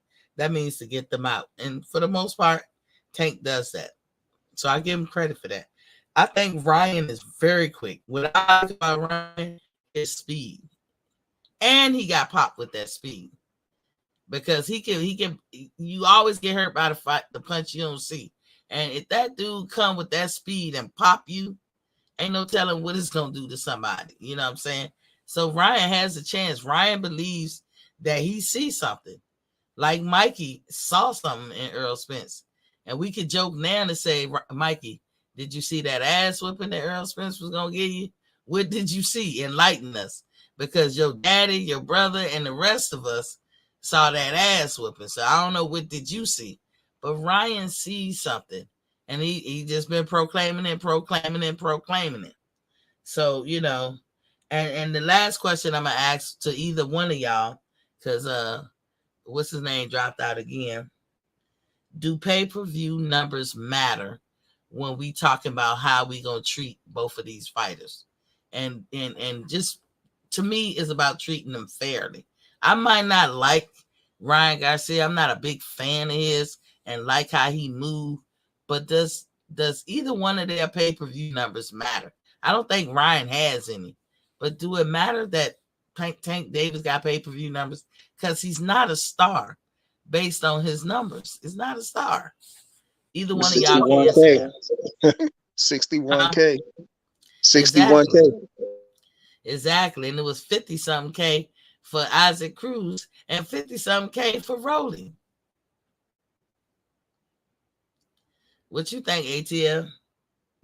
Does the pay-per-view numbers when they're talking about these two?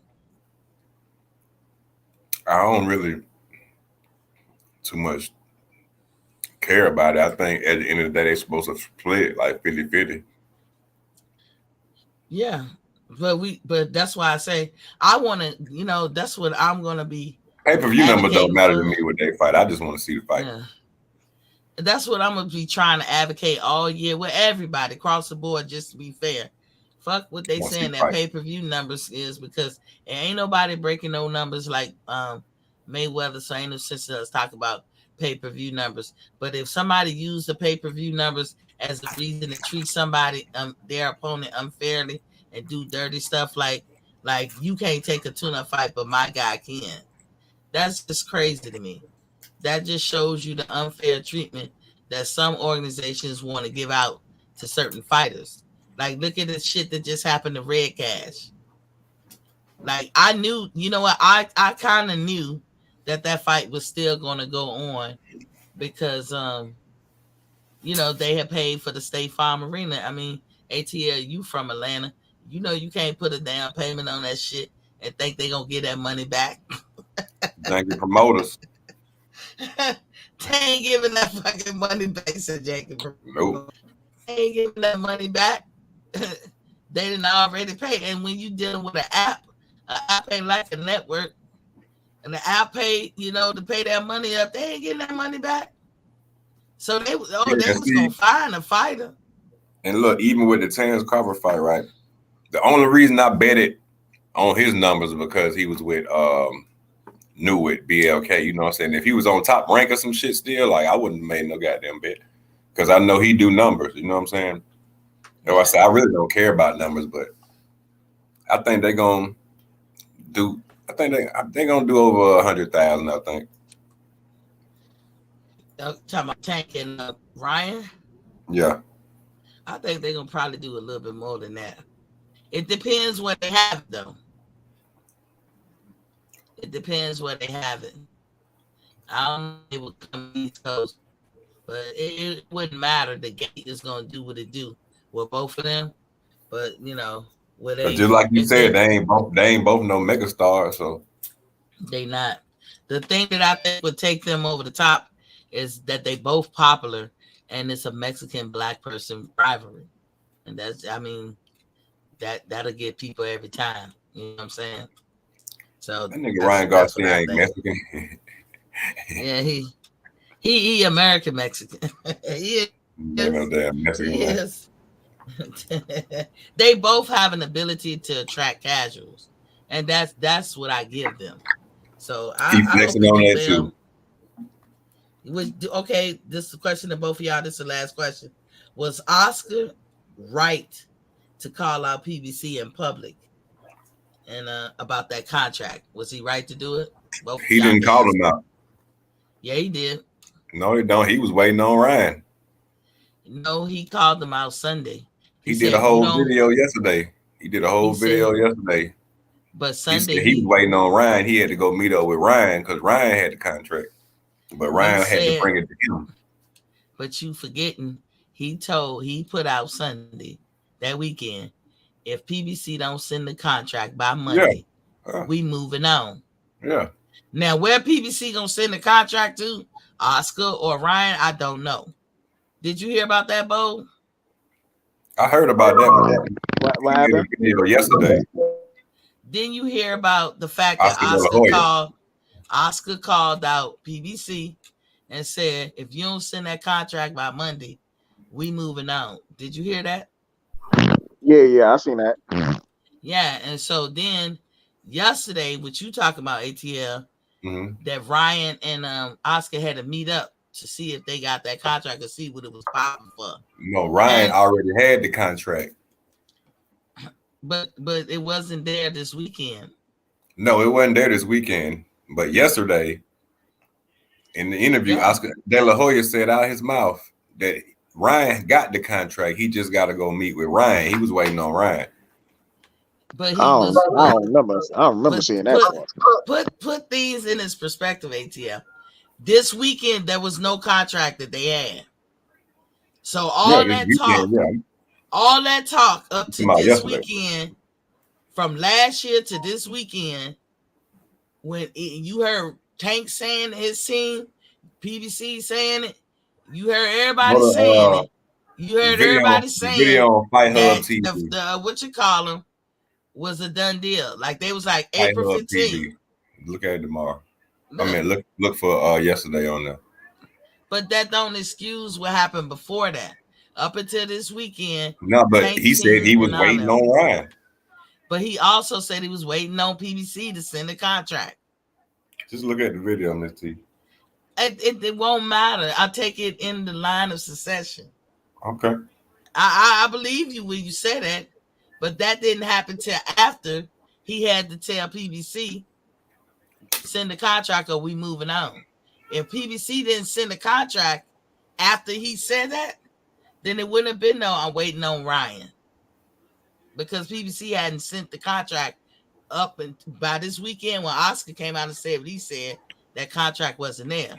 So when PBC and Tank and all them said last year, I'm fighting Ryan April 15th, that was a lie.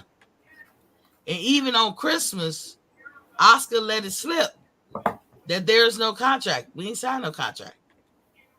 And then he got frustrated. You could call it being frustrated. And he said, hey, send the contract or we moving on. And I guess they sent the contract. Here's the picture of them bragging. So that's why I asked y'all, was Oscar right to call him out? He had the flex. That's why I put on my thumbnail. He had a flex on the PBC. And they did it. But that's credit. In the video, you'll see that Oscar had that same shirt on yesterday, too. Credit to, I'm going to give Tank the credit, too, because that's taking matters into your own hand, too. Because Tank, I have to believe that Tank had voiced his opinion, like, what the fuck y'all doing? Send that contract. I want to fight. You know, unlike Earl be doing. I had to throw that in ATM. Sorry, I had to throw that in ATM. I know you always gonna do that. I'm always prepared for that. So. I had to throw your boy in. But Tank did something Earl don't do. You know if Tank would have one way is cross the street, right? You talking about crossing the street? Yeah. One way is gonna get to Earl. Look, if Tank didn't do what he do, and he just let Al, if he want to be one of Al wives, then you know he would have sat back and let Al just run his career. He would have gave him carte blanche like Earl do. Like my husband take care of all the financial decisions. Al is the man. You have to ask my husband about that. But Tank didn't do that. Tank didn't do that. Tank was like, man, send this nigga the contract. You know, get off y'all ass and send this nigga the contract. And now they got a contract. Now the ball is in Oscar and them hand. Which said we got to look over it, fine tune it, and we got the contract, but we ready to go. You know what I'm saying? So that's why I said I thought that was good on Tank part. It showed that he really do want to fight. I think Ryan has showed he wants to fight. I think that it was wrong for since you speaking on Earl, since you speaking on Earl, I'm gonna drop a video tonight with Steven Espinoza talking about Crawford again, saying he's seen you talking about that cap and he was doing. He's seen the paperwork. All that cap. I've seen the paperwork. It's an interview. I've seen the paperwork. You know, this the part they forget, right? Look, that hurt their feelings. Look, he jumped about his seat. They praise Steven Espinoza, but they ain't pay attention when Steven Espinoza was like, I don't know the full details. Like, he said, I don't know the full details, but they want to, you know, they leave that part out because Steven Espinoza said he didn't know the full details. Nah, I got a different video. I'm dropping it tonight though. So look, I got the audio. Okay, this is one thing that Steven said. It doesn't mean we're not going to jump back into negotiations if there's an opportunity to do so. There's got to be a different dynamic. There were certain points where I ranged issues that Terrence brought up that really didn't get resolved and lingered out there. And then things all fell apart. So no one wants that dynamic again. Mm-hmm. That's one thing that Steven said. Let me read to you another thing that he said.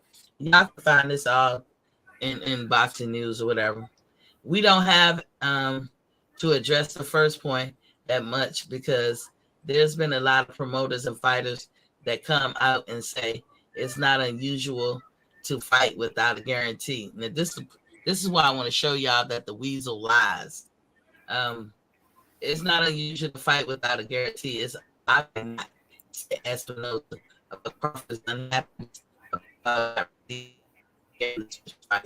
First of all, it is unusual. Listen, I would challenge anybody. Hell, I'll shoot somebody at Cash App if they can show me where prize fighting, the opponents don't get a prize. It's called prize fighting.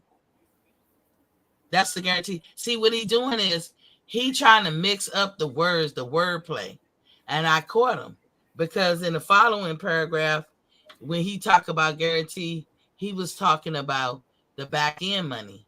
No, when we talk about guarantee, we talk about your purse.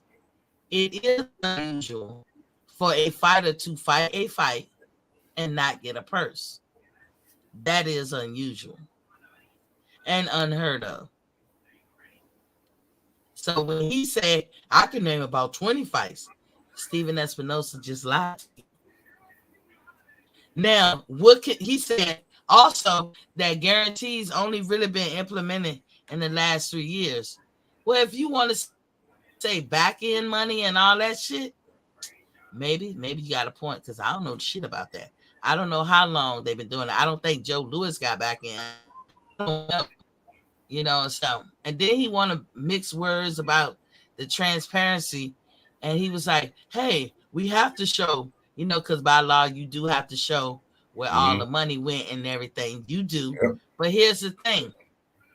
If you don't know that Sky Sports picked up that fight, do you know how many times Robert would call off a fight because the dimensions of the ring ain't what he said it was? Or if he found out that another network overseas picked up the fight and it wasn't in the contract, he make them go back and do a rewrite of the contract. You have to know everything so you'll know where all monies come from. That's transparency. And then how do you gonna have transparency if you don't know what money, 35% of what? Because after you pay everybody, then you can get 35%. The net pay at that, not even the gross, the net. Yeah, the net pay. That means you're not even on the list to be guaranteed to pay. You're getting paid after everything's said and done. Then we can give you some money. Like, remember when your mama would go to the store and you'd be like, Mom, can I get this? Can I get that? And she'd be like, nah, because she done budget out her whole grocery list. And then she get her receipt. And after she get her change, she'd be like, all right, you can get a quarter, you can get a quarter, you can get a quarter. And then that quarter ain't enough for what you said you wanted. But if she would have just factored in what you said you wanted, you would have guaranteed got what you wanted. But you getting it in the net type of phase rather than the gross. And that's all Terrence Crawford was saying. Who all do you got to pay?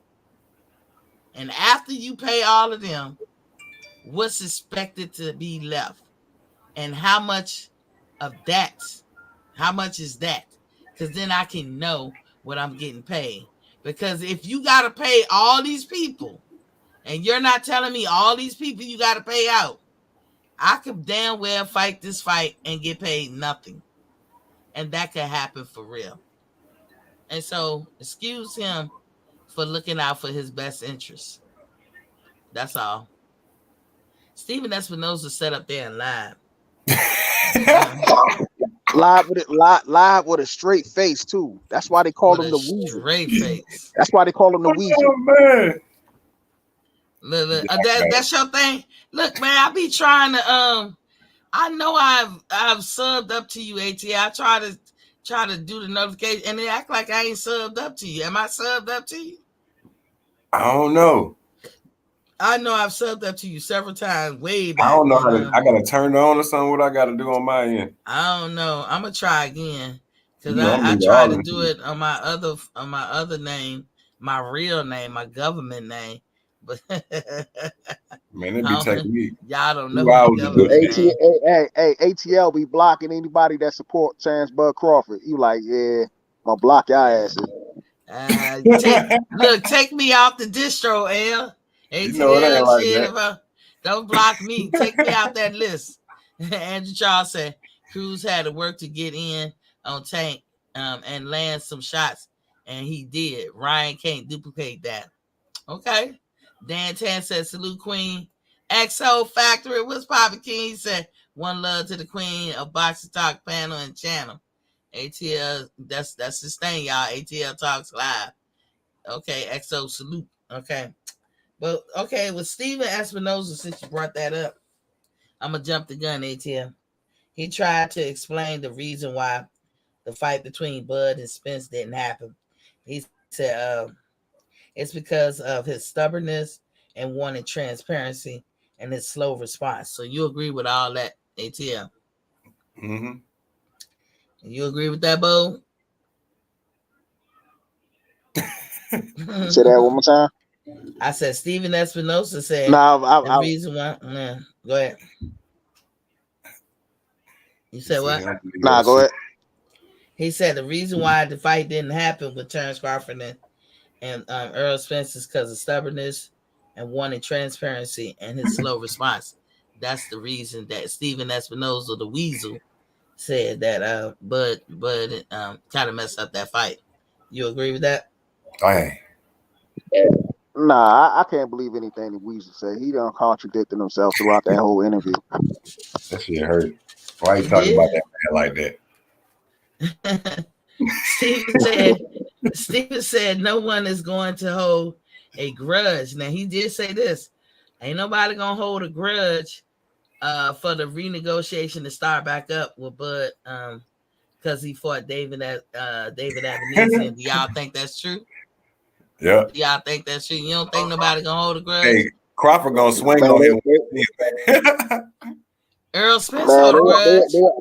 they already holding grudges. Earl Spence hold a Crawford grudge. gonna swing on Espinoza when he see him. He put my goddamn business. Earl Spence how many years Earl Spence held a grudge against Keith Thurman? Yeah. Shit, forever, goddamn. Is he a crybaby? Is he a girl then? Because y'all men be saying that only girls do that. Nobody announced it on TV. I'm just saying that what y'all say, men. Y'all say y'all men He say had to girls do do it. that. He had to do. You know Crawford what I'm saying, Bo? How many times you been on the panel, Bo? They be like, "That's girl shit." Hey, he had to do Crawford like that. That was mean. He had to do that. Well, Steven saying about He holding could the have handled grudge. it a whole nother way. He could have handled it See, professionally. they all are not on the same page because Earl Spence hold a grudge. Steven said they not holding the grudge. He called a man immature. What he called him? Who? Steven said that about who? What Spinoza said about Crawford? He said slow to response and stubborn. Stubborn, damn. See, what's so crazy? So crazy. Remember when Terrence Crawford came out with that video and he said they were the one dragging, like the PBC and them, they were dragging this shit out. So I mean, you know the Weasel had to come out and try to do damage control, say, oh no, that wasn't us. That was Bud. So they just trying to point the finger back at Bud because Bud exposed them. Yeah, Easel the Weasel. Easel the Weasel. I'm calling that what I'm gonna call him. Easel the Weasel. Say, he said, did he lie about anything when it comes to that fight? Yes or no? Did E the Weasel lie about anything when it comes to that fight with Crawford and Bud? ATL, did he lie? Did he lie about what? Did the Weasel ever lie about anything about the fight with Earl and Bud? No, he telling the truth. He telling how I see everything how he see it. Did he ever put out that the fight was November 19th? I don't know. I ain't see that one. Did he ever put out that the fight was November 19th, Bo? Who, the Weasel? Yeah. I don't think. I'm not sure. I'm not sure if he did or not. He did. He did. He was the I mean, one. He was one of the main people. I know it was Errol Spence that was talking about he's fighting in November with or without Crawford, but I'm not sure if Weasel said anything. The Weasel said it. That's where everybody sprung off of what he was saying. He basically said it was November 19th, and it wasn't. He was the one to pimp. He gave more of an accurate date than anybody else. He was wiggling around it, like, maybe November 19th, maybe whatever. But November 19th But is the date. remember they point the blame at Mike Coppinger for that one. Yeah, but the Weasel said it out his mouth too. So I'm laying it at his feet. I'm laying it at his feet too. So my point is, he would know. Mike Coppinger is just a commentator, a writer. The Weasel is the president of Showtime. He should know, and that's what he wanted to tell the fans. But none of that was true because there was no contract signed, and he knew that. See, he would know these things, but yet that didn't stop him from putting out that propaganda or that lie. He said that Bud was dragging his feet at every point. So, like, every point that Bud made that he needed fixing, he trying to say, like, they are fixing, and then wait on Bud, and then send it back to Bud, and then Bud would drag his feet. I know you believe that happened, AT. I don't even gotta ask you. Oh man. So let me ask you this, and I'm gonna see if ATL gonna be truthful. What time or when did the PBC really want to put together the actual date of the fight? When was that supposed to take place? What fight? Bud and Earl. Shit, I don't know. I forgot. What time did they say, ATL? I don't know. So Earl didn't say 2023. I ain't hear him say that. ATL, I played the leak audio. I ain't hear that. Okay, you didn't hear that. Floyd didn't say 2023. Floyd said 2023. Well, to everybody else who be in here, Earl said it too. I remember that interview where he was talking about at that same interview he was like, shit, I'll be with Al all the time and shit. I know what the hell going on because Al, you know what I'm saying, called me all the time. So was that the same interview he was talking about 2023? I'm talking about his leak conversation. I'm talking about his leak audio conversation. I don't know why he leaked it. I played it on here. Everybody else who be in here on the regular heard that. Did you hear that leak audio, Bo? Yes. And Earl said clearly, and guess who else? Boxing Ego played it because I pulled it from his channel just so y'all see it. He's a big Earl fan, and he played that shit in its entirety with the words. He cleaned it up so you can hear it. Yeah, so he had the subtitles on it too, right? Right, he had the subtitles. That's the one I played on here, and I thought you was here that day, ATL. Also, the last revised term sheet that they sent out in October said 2023, and Earl and Bud, when they had that Twitter war back and forth, both of them did not deny that was what it said. Am I correct, Bo? So yeah. So bottom line, the fight was to go down in 2023, and because Crawford took a fight in 2022, Earl, like this is why I said he's holding the grudge. He said, well, he tore his draws now. We ain't gonna fight, no fight. Y'all don't remember him saying that on video? I wish I'd have saved that video because he said that, but then it seemed like he tried to retract it. I didn't say retract it. He stopped saying it. I ain't say that, but I'm glad you didn't save it, goddamn. Nigga shit. Well, I'm saying it now, nigga shit. I'm glad you didn't save it. I'm glad you didn't save it. So he said I don't want to hear about today getting the ring. Y'all got it. I ain't gonna try to mess up your life. I know you gonna talk more about it in depth.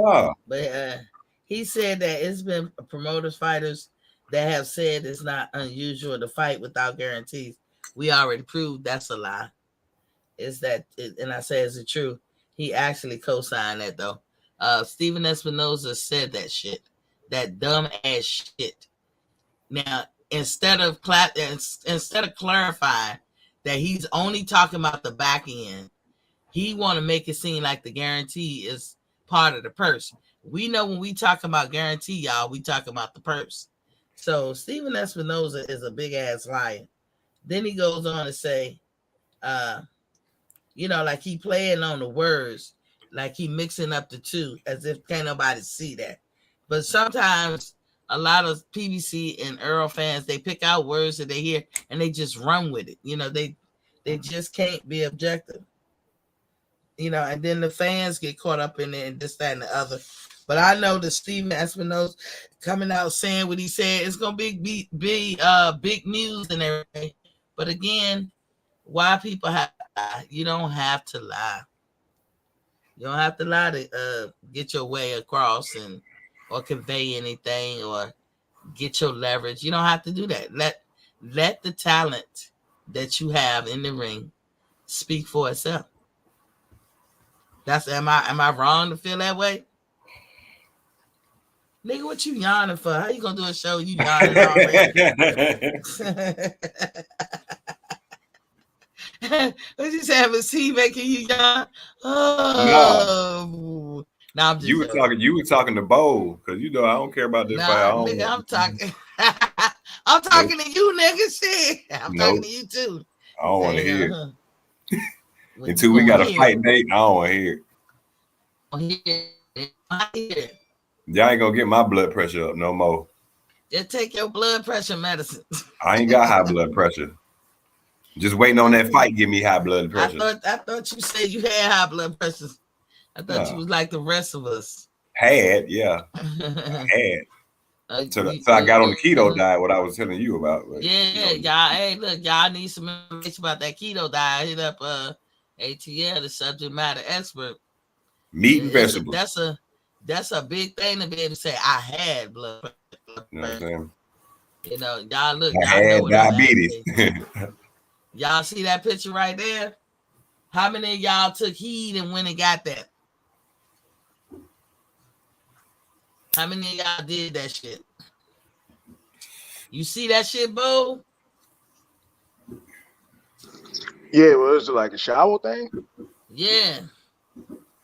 I be advocating that shit. I'm like, look, I'm so pleased what it does for me.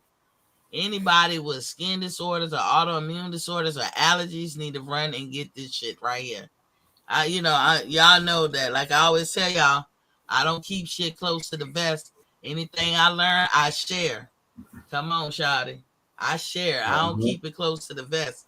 And I'm telling you, this is worth it. For the price of piece of knife for a whole big 5-person family, you can roll both of these, hook up yourself. Like I gave y'all where it's at. I'm a customer. I don't own that shower head or that damn filter. I'm just a customer. But I gave you short version. You type it in, it'll take you to Amazon, then you go from there and do what it do. It has done wonders.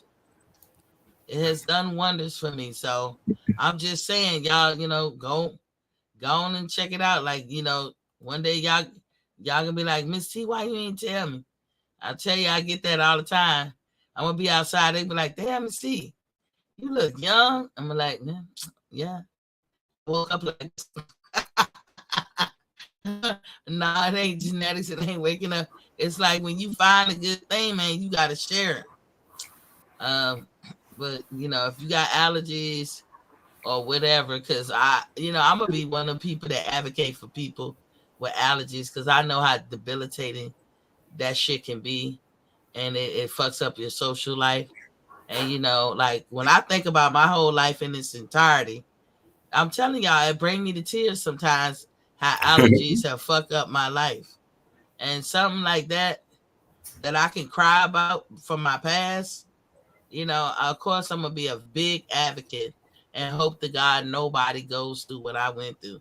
So just something that simple can change your life. It ain't the end all to be all. It could be other things that you come in contact You never know. If you got allergies real bad like me, damn sure it's the water.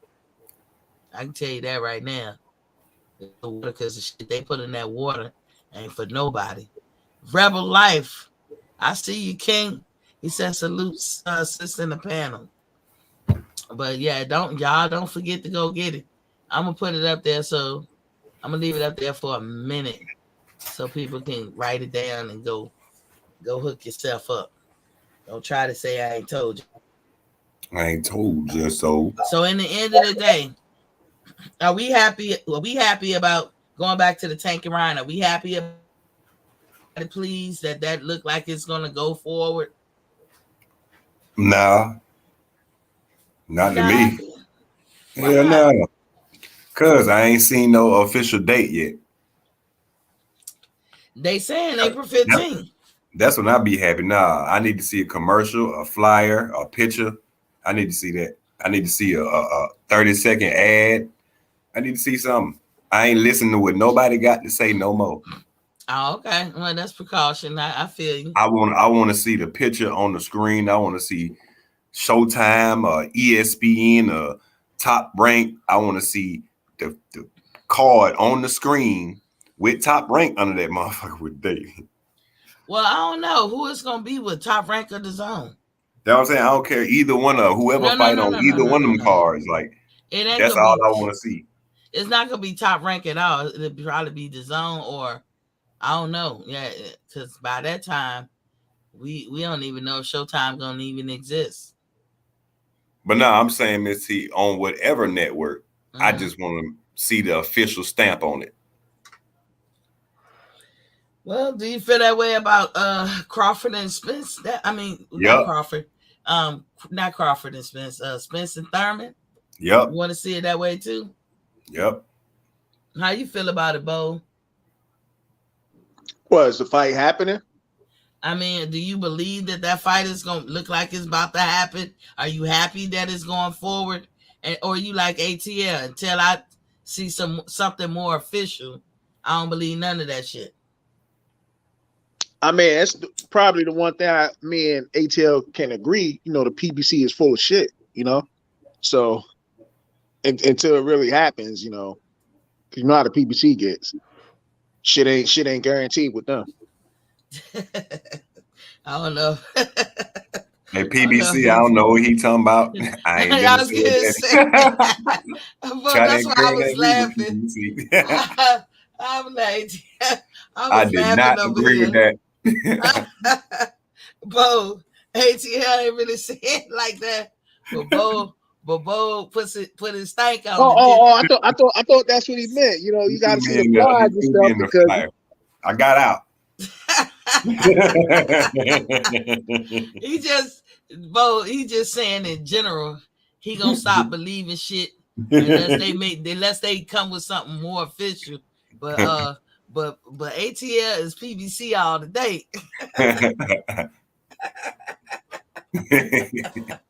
Make no mistakes about it. That boy PBC all day. I might have some PBC subscribers. I don't know yet. You know what I'm saying? That's his cousin in them. Yeah, cousin, that little cousin. Yeah, you know he down with Al and shit. Cousin, I was like, cousin-in-law. Yeah, I don't think he said that. Cousin-in-law. Cousin twice removed. Be like, oh yeah. But I feel y'all maybe going forward in boxing, we should all be like that. Unless it's something real official. We need to use words that describe what it really is at the time. Hey, this is what their idea is. This is what ideally should happen. This is what we speculating should be going down or we want to go down, but it's not official yet. Maybe we should say those things, you know, throw that caveat in when we're going to talk about things that's coming down the pipe. Y'all think we should do that this year? Not just me, everybody. You know, whether you got a show or you commentating on the show or you getting on somebody's show. Maybe that's how we should talk going forward, because it's going to delineate like all this confusion. It's gonna make that distinction, and just, you know, that way we can be out there not causing confusion and division and shit. Because I do want that to change going forward. That the boxing fans stop having this deep rooted division and stuff. You know, when people like your boy Earl Spence be making moves and shit that don't make sense. You know that, and then his fans be repping him, and they can't even say, "Nah, Earl, that part don't make sense." But I'm still with Earl. You know, like you can be like, Earl, that don't make sense, but I'm still rocking with you. I got you 10 toes down. But that part, nah, I can't agree with you on that. We got to get to a point where we can say that. Or Terrence Crawford, Terrence, I'm 10 toes down with you. But that part, I can't agree with you on that. I would love to see the boxing community in these YouTube streets get to that point. What about y'all? Yeah. Yeah, I think what I want to see is these Earl Spence fans do it, because Yeah. a lot of Bud fans have no problem. You know what I'm saying? Letting Bud know, like, yo, what the fuck are you doing? It's just the Earl Spence fans, they be in denial. Y'all Bud fans still hating into 2023. That's crazy. Nah, yeah. These Earl Spence fans are still mad Jesus Christ. because Crawford fought David Avanesian. And that was last year. I've been sneezing. Dang. I told I've you. been sneezing. 2023, and they still looking in the past. You know what I'm saying? Yeah. Dang. And this was our point though, ATL. Whatever happened in 2022 has no bearing on what could happen in 2023. So where the anger came from, to this day never got the answer. I don't even care. I know. I see something on the TV with their name under it with some stamps on it, I don't even care. They ain't finna get my blood pressure up. But I asked you the other day too, do you care about the Thurman and Spence fight and how that's going? And you guys said that it's only fair. And it would be great to watch, but it ain't signed and sealed yet either. So I ain't getting my hopes up too high. You know what I would love to see? He might fight Canelo or some somebody. Shit. They be doing I would love to see somebody stick a microphone in Keith Thurman's face and ask him, "Did you want this? Are you okay with this?" Did y'all see the interview? I won't be satisfied till I see Keith Thurman talking shit. With Mauricio Suleiman. Mauricio Suleiman lied, and he tiptoed around a lot of shit when he did that interview on Boxing Voice. He did. And y'all know he did. What's up? Don't you think that's when the shit will be really official? You know, when you hear Keith Thurman talking shit, that's when you know the shit official. Yeah. Yes, that's why I say. That's why I say I want to see them put the mic in his face. You know what I'm saying? I don't think that Keith Thurman agreed that he wants to fight Earl at 154 and for no belts. I don't think. No, they say they say the belt on the line anyway, the WBC belt. No, Mauricio said it wasn't. He was gonna see after the fight. What you mean? What type of shit is that? Exactly. Now you a Spence fan that just said that is. Now, listen, you a Spence fan that said what type of shit is that? But if you I mean that's right. What's right is wrong. But that's not you saying that that's right? No, I'm saying what's right is right, what's wrong is wrong. Like that, I'm not gonna. Right. I'm not. Come on. I ain't just biased now. Yeah. We have our little dudes about Crawford and shit, but that's about it. Like you know what I'm saying. But I'm gonna be reasonable now about that. Don't nah, that don't. No matter how you feel about Keith Thurman, that's not fair to him. No, I ain't saying it's not fair. Right. What I'm saying, if it's like if that is the issue, that's some bullshit. Right.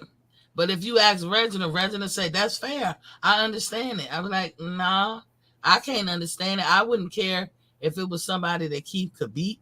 I mean, if somebody that Earl could beat, or somebody he couldn't beat, or whoever. I wouldn't care if it's Charlo he was fighting.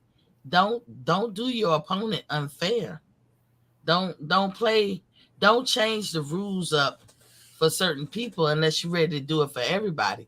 Now, if you're ready, Mauricio Suleiman, to do it to everybody, then okay. But I go deeper than that. And I don't know if you think like this, Bo. What makes anybody, and I'm talking about Earl, but just anybody in the world, think that they can ask for that special provision unless they used to getting their way or somebody buying their way. Like, you just don't do that. Like, there's nothing in me that thinks that I can get away with certain things unless I've always been able to get away with certain things. People just don't move like that. You know what I'm saying? So I just feel like that's a thing to ask. That is a thing to ask, to request. Hey, I know. Can I fight at 154 and keep all my belts and not let the belts be on the line, but at the same time satisfy the mandatory that you put on me for 147? I don't see how that could ever cross anybody's mind, not alone Earl Spence' mind, unless he know he got some kind of favor. And just because you got favor, should you get the favor? Is Bud gonna get the favor? Is Keith gonna get the favor? His fat ass can't make weight. That's what it is. And I mean, and at the end of the day, like, to get these special favors, it ain't nothing new. I mean, we seen Canelo had a Canelo weight, but he was able, with his Canelo weight, he was still able to defend his titles at the Canelo weight. Earl Spence on some next level shit. We're gonna make it a mandatory at another weight class. Mm-hmm. That's some next level shit right there. What about the people at 154? How they feel about it? So the 154 is two divisions in a 154. They got two. It's two. That's what I'm saying. He able to satisfy a mandatory at another weight class for a weight class below. Who does that? Man, you know how shit roll when you the boss, man. That's what I'm saying, ATL. You can't be like that, Shawty. Well, I ain't gonna say you can't, because you can do what you want, but you shouldn't be like that. You know I got to throw my little 2 cents in. I ain't just gonna keep talking about my motherfucking people on here like I ain't. We're not talking about nothing that's not true. Y'all throwing we just speaking like his nickname, the truth. We just speaking the truth. You know what I'm saying? Yeah, we're speaking the truth. Yeah. You can't be out here. You can't be out here getting special provisions and then I ain't gonna get deep into it, but I'm still here. I know you still there, but I mean, we can speak on that part. Looks like we all sitting at the dinner table. You talking about me, but I can hear y'all.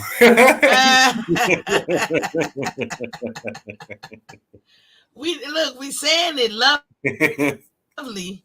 We not listen. All we saying is, if it's gonna be that way, okay, then let's see it cross the board. But we're never gonna see it cross the board. That's only for him, and that's not fair. You didn't ask Keith. Ain't nothing about that fair to Keith. And Keith, and like I said, Keith has been silent. It just seemed like you feel so sorry for Keith. I'm sorry. You're saying Keith. I'm just saying Keith has been silent. It wouldn't matter to me if Keith was Bobo the Fool. You just can't do people like that. It's not fair. Why would I want to? Why are you ruining boxing like that? You're aiding and complying with ruining. You said he boxing. aging. I said he aiding. He's aiding. Oh, and aiding. complying. I'm finna say you talking about Thurman talking about he aging. No, they are the same age. I mean, a few years apart. To me, they all the same age. I'm just fucking with you, Mitzi. Reginald said, "Stop hating on Earl. He moving on to bigger and better fighter like Charlie." That's what I'm saying, Reginald. You don't ever hold him accountable because you like him. You know what, Reginald? You could never hold a job as a judge on nothing. Yeah. If you was a judge, thank you, Reginald. Man, they would let all your prisoners out of jail. So they like this nigga right here. Had to put my back on the wall, Reginald. They tried to jump me. Reginald, we gotta question your credibility. Tell him, Bo. All you got is your name and your credibility, right? Mm-hmm. Reginald's in question. I'm gonna hit him with the Monique said when Monique told Charlemagne, See, we gotta explain brothers like you. Oh, damn, Reginald. Don't let a dude like that, Reginald. I gotta stick it to Reginald. Reginald don't be holding nobody accountable.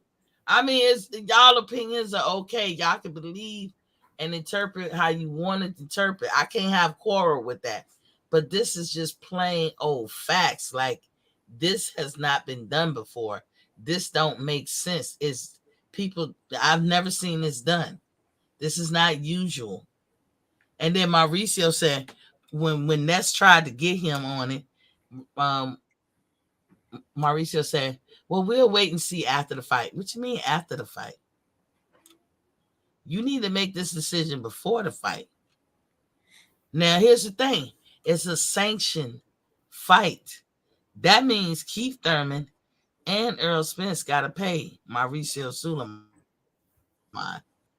So you mean to tell me they got to pay for this bout to the sanctioning body, but Keith cannot win shit?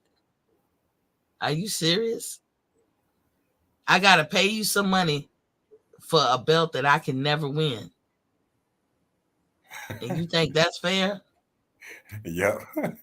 You, AT, I know you playing. Yep.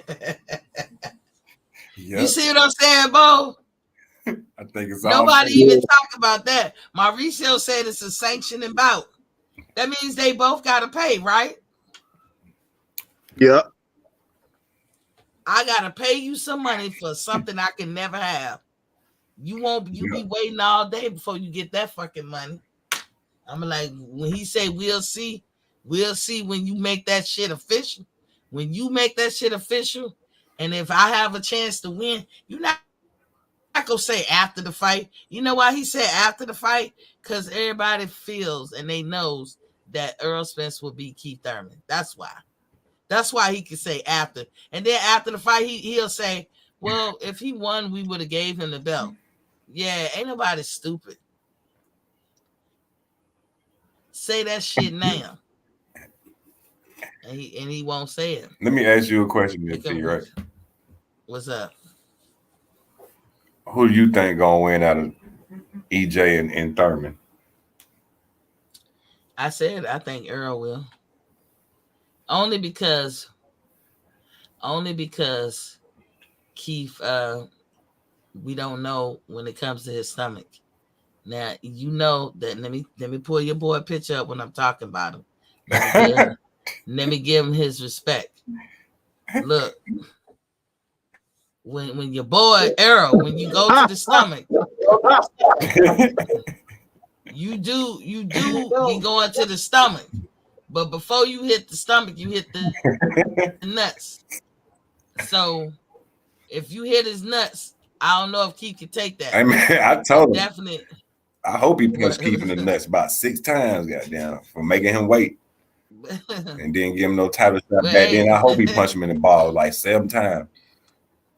But let me tell you, you better have you better have some steel nuts yourself. I hope when he fight Crawford, he punches his ass in the balls too.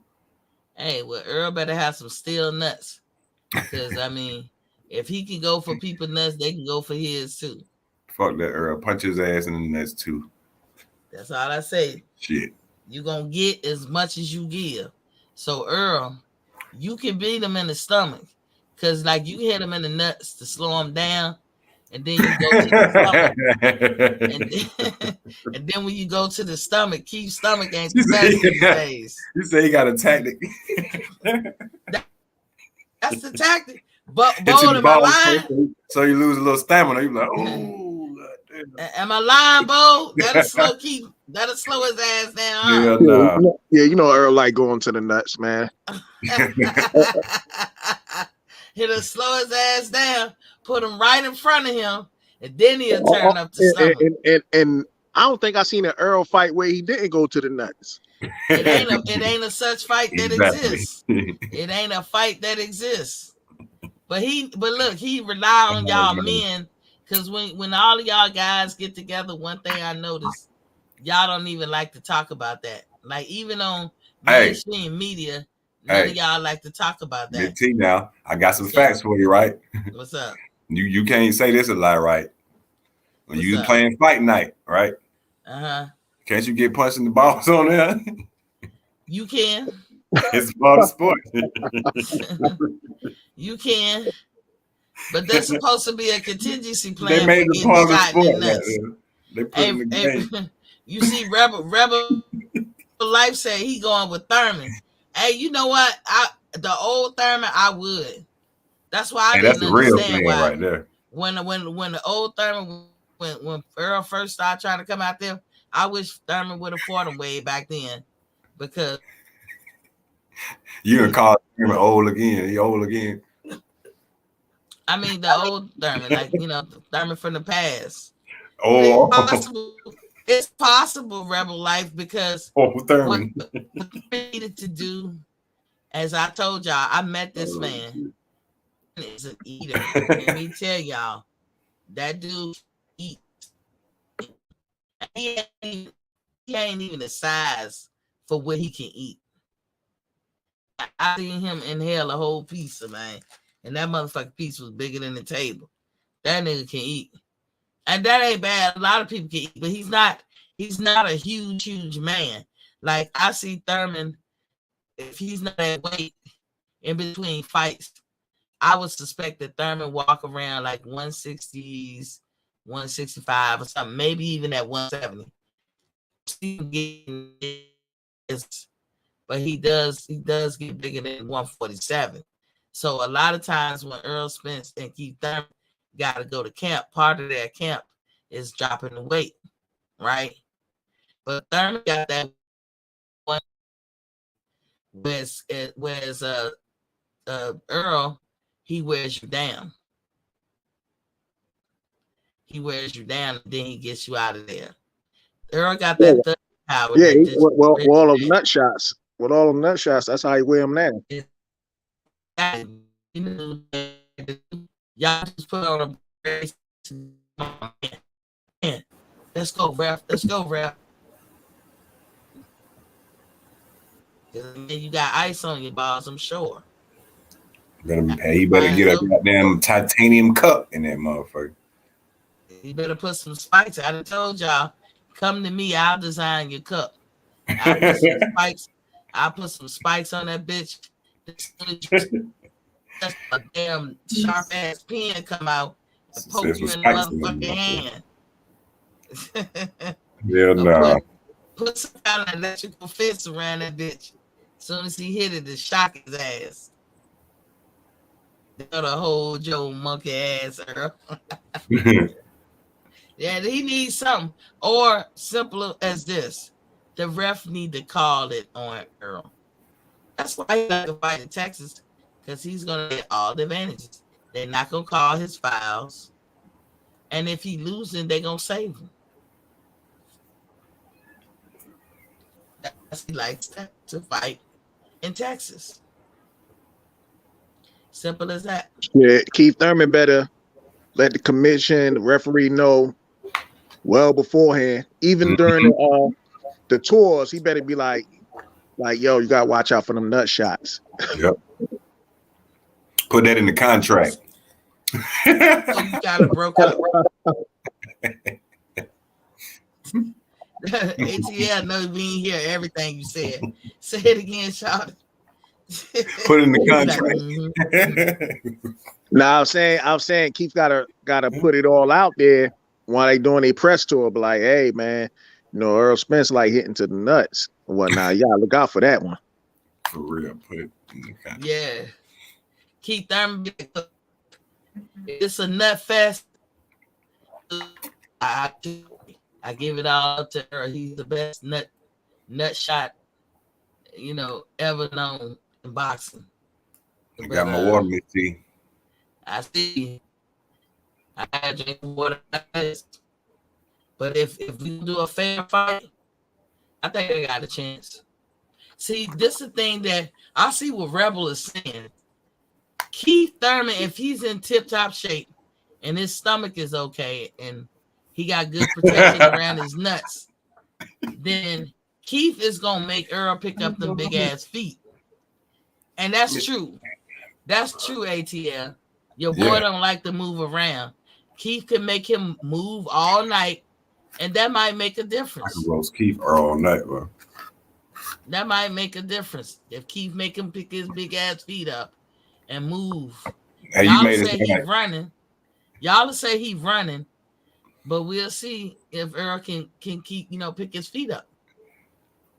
I'm sure if he have to chase Keith or he feel like he have to chase Keith, then Keith, you gonna get a nut shot. You better, like Bo said, let it be known in the press conference. Keep calling him the nut man, the I nutcracker. guess the special shorts made what he got there. Nigga, right here is the blind, goddamn. Something. All the ref got to do is just call him, and make you see. It works for other people. You keep calling the foul and you take a point. Tell him to put in his contract. You know how they be wearing the sparring shit, the sparring nut pad. They need to put that on. Yeah.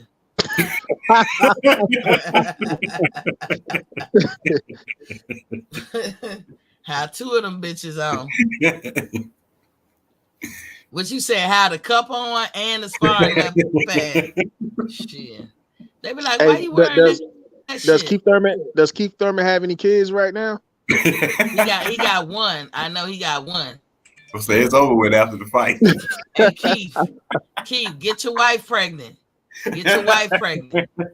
Or go shoot your nut in the cup. Today. Future references. Yeah, go freeze them. Go freeze some nuts. So you and your wife can have a big family. Yeah, nah, y'all Earl a baby snatcher. Y'all crazy. He would take it out you. Remember when my Donna was hitting Floyd in the nuts? Floyd said, I would like to have more kids. You nigga looked at the ref and pointed like, damn, man. Remember he said that? He told like a kid. I didn't even that shit on purpose. I didn't even hear that part. He actually said that for real.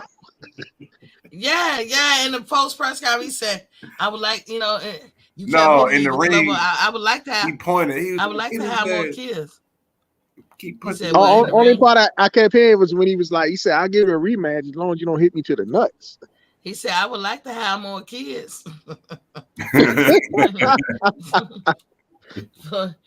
My Don was like, you got 4, my man. You got 4. I was like, shit, I want some more. He said, I want some more. Which was shocking because the controversy ran that first fight. I think that was the closest Floyd ever let outside influences affect him in the ring. And if that was Floyd letting outside influences affect him in the ring, that ought to show you right there that nigga TDE. Because, Miss Jackson had just left him for Nelly, remember? And Miss Jackson supposedly had aborted his babies because she was having twins. That was you talking about the first baby mom or the second one? Nah, not either one of his. Remember the girl he was messing with? Not his baby mom was Miss Jackson. I remember. Yeah. And Floyd tried to embarrass her and said, "Oh, you killed my babies," and she was like, "I don't want no kids with you." And they were supposed to be twins. Damn. This all happened around the time that he fought my Donna the first time. And Floyd was hurt about that shit. I bet you that lady looking back now like, God damn, could have had a billion dollar baby. Nah, mm-hmm. I bet she looking at it like, whew, I dodged that bullet. Y'all ever see her with Nelly? Nah. Man, she happy as a bitch. She happy as hell. Yeah, but she ain't gonna be no more happier if she would have had it with Floyd. I think so, because Floyd, sometimes money ain't enough. Sometimes when you see some of these women when they mess with these celebrities, money is everything. Yeah. They get pregnant, they be like, I got that bag. It is a certain extent, but every girl knows sometimes you gotta say fuck the money. It ain't good enough. Listen, me and my homegirls, my mama dollars, the old ladies and everybody, we be laughing as hell because we be thinking about the things that women do just to have financial stability. Like the frogs we kiss, the people we overlook and lay down with. Like, I mean, sometimes we can look at our homegirl and say a lot without even moving our lips. Be like, girl, we know why you with that nigga. Shit, okay. You know, he paying the bills. Hey, I ain't mad at you. You got 5 babies over there. Cause I Says know. it's an investment. Yeah, I know. I know it got to be a good ass reason why you laying next to that. You know what I'm saying? Well, a lot of things, and I can't tell you the most funniest conversation because it lets you know that every girl pretty much go through that. It's like a well kept secret. We don't broadcast it because it probably hurt a lot of dudes' feelings. But yeah, a lot of girls just I would call it settling. But to the same token, men can say the same thing. Men can say the same thing. I'm sure when y'all get around each other, y'all can look at y'all bro without even saying a word. Be like, man, I understand why you laying next to that. The things we do for money. But then there'll be sometimes that it get to that point that you be like, man, fuck that money. Fuck that money for my peace of mind. Hell no. Because I can tell you right now, I could do that. I could probably do that. But I know me. I know if I can't stand you or you under my skin like that, I have a guy laying in my bed and would discuss, and by the next day I rectify that because I can't do that every night. I can't even fake that shit. I can't, like a person. What can make me to this? Like something like if you drunk all the goddamn time. You so goddamn drunk. I ain't even had a drink, but I'm drunk from smelling your ass. Yeah, that would lead me to discuss, and I'll be like, I can't. Sure. That's the first and last time you got to go, my brother, and I'll be done. But if I was in a bind and we had a house together and you morphed into that, I'd probably be looking at you, looking at the bat in the corner, looking at you, looking at the bat in the corner, and be daydreaming. Now, if I hit you across the head with this motherfucking bat, would I get away with it? You don't want to live that life. So you have to say, fuck it, man. No, we not supposed to be together. We gotta go our separate ways. But yes, people will do it for the money, Bo. Yes, they will. Yes, they will. But Nelly, he got money. So it's not like she poor. And I've seen them on little talk shows or little game type shows where it's like a couple thing, and it's kind of like how well you know your spouse or how well you know your couple, your mate or whatever, and you can tell that Nelly knows her dad, her people. She know his people. Like they are a genuine couple. So I guess Nelly took Miss Jackson, but he couldn't have took Miss Jackson if Floyd didn't drop the ball. Yeah. And if Floyd was sweet, and I don't know what he did to her to make that decision, but there would have been no competition if Floyd didn't do something. But Floyd was mad and he was hurt about that shit. And that's why Maidana had somewhat of some success in that first fight. But that second fight, Floyd was over it. And you saw what happened. Easily beat him. I know, Bud, Bo, you dropped off. But other than that, y'all, that's all I had. It was more about Tank and Ryan. And I do want, and I want to always advocate that we just come at people fair. Like, if you don't like them, you don't like them. I get it. If you don't trust them, you don't trust them. But if you all that in the bag of chips, just be all that in the bag of chips. Tank, you are all that in the bag of chips. But I can say that with a straight face and say you're not a pay-per-view star. and that doesn't take away at all. It's just you have not that you a pay-per-view star. That's all it did. Mm-hmm. But in the ring, and Ryan, you got talent. I don't like how you move. I don't like your priorities. Maybe you getting it together. You was young. You gonna come. You know you was young and dumb because you are young, and now you getting older. So maybe error in your ways and you cleaning up your because this the first. It really do look like Ryan really do want to fight. I commend both of those guys for going after what they. I think that if they fight, it would be lucrative for everybody involved. Say good luck to them. And if I'm gonna pick between the two, I'm picking Tank. Okay. I just think Tank is the better, and I think Tank would catch him before Ryan would catch him. Ryan is quick, Yeah. so I ain't gonna say it's. I ain't gonna say it's a wash, but I would say I'm leaning towards Tank. So what you got on it before we get out of here, ATM? Man, And let everybody know what time you coming on. I want to tonight. see the fight.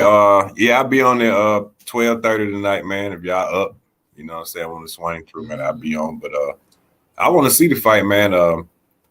I think Tank gonna win. I ain't even gonna really. I don't know though, man, because Tank really don't like Ryan. So and I don't watch a lot of his fights, so I know how he is when he really angry. So yeah, man. I don't know. I'm gonna just say I don't know which round he gonna knock him out. I don't know which round he gonna knock him out, but it's gonna be a knockout. But I think up until then, it's gonna be a good fight. That's my prediction on it. Yeah, would you say that in this particular fight, because we know that Tank is very patient and he'll let you get rounds, but we know how it's gonna end up. A good strategy with Ryan though, because Ryan is very good at lasting. Yeah. I don't know about that. That is a strategy for Tank. He has to be careful with that because if he let Ryan bank some rounds and he don't get a chance to knock Ryan out, you know what I'm saying? When the damage is done, it's done. So you know, around that time, we'll know for sure by that time whether Showtime even exists or not. And if they don't exist, that means it'll be on the zone. So that PBC favor is gonna be gone. So I think Tank had to box his ass first and then just wait set up. You know what I'm saying? Just box smartly, Tank. And then, you know, lure him in and all that, but continue to box. Don't just lure him in and try to wait for the setup. Box him.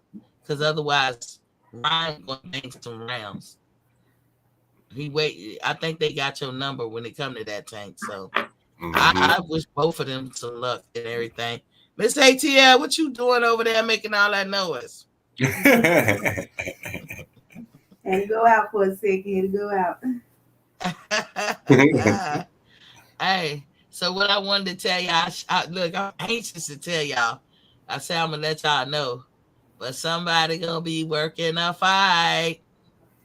Oh shit! Up. Okay, all right. Coming up, I got a job. Oh shit! Hell yeah! You gonna got that? Yeah. I got a job. Got the inside. I got the inside. Oh man, hell yeah! We need that plug. Got that plug. Yeah, got the plug. Yeah, so yeah, come. And all I can tell you is Atlanta is the place. Exactly. You know we coming down there, so you ain't got to worry about that.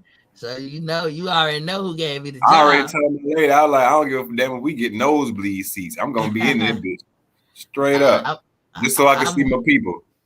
I'm hoping I could be in the front row. Yeah, I'm going more to meet my people. That's it. I know people are gonna come down there, so that's why I'm just going mostly to meet my people, man. Yeah. So I got the word about it. Remember I told y'all I got something to tell y'all. I ain't gonna say it. You already know ATL what I'm talking about. So you know, I just can't believe it. I got that word. I got called. Yeah. I was like, whoa, I'm with what? Okay. AZ Cartel King. What's popping, King? He said Tank Ducking Garcia. Shakur and Haney ducking Cameron Zabeta. Jamel and Estrada, Andre ducking Canelo and Benavidez. Fulton ducking Veneto Lopez and Mauricio Lara. Wilder ducking Ruiz. Okay, AZ Cartel, come back tomorrow and explain all that stuff. Cause we at the end of the show. So yeah, come back because I don't know. You said Jamal, not Jamel. Excuse me. Ass trade. I guess he meant Andre. Yeah, come back and explain all that. That's you said a mouthful. So do come back and we'll give you the floor and break all that stuff down because that is breaking news. But anyway, y'all know how I feel about it. In the words of Pamela James, what we say, ATL. Peace. Peace.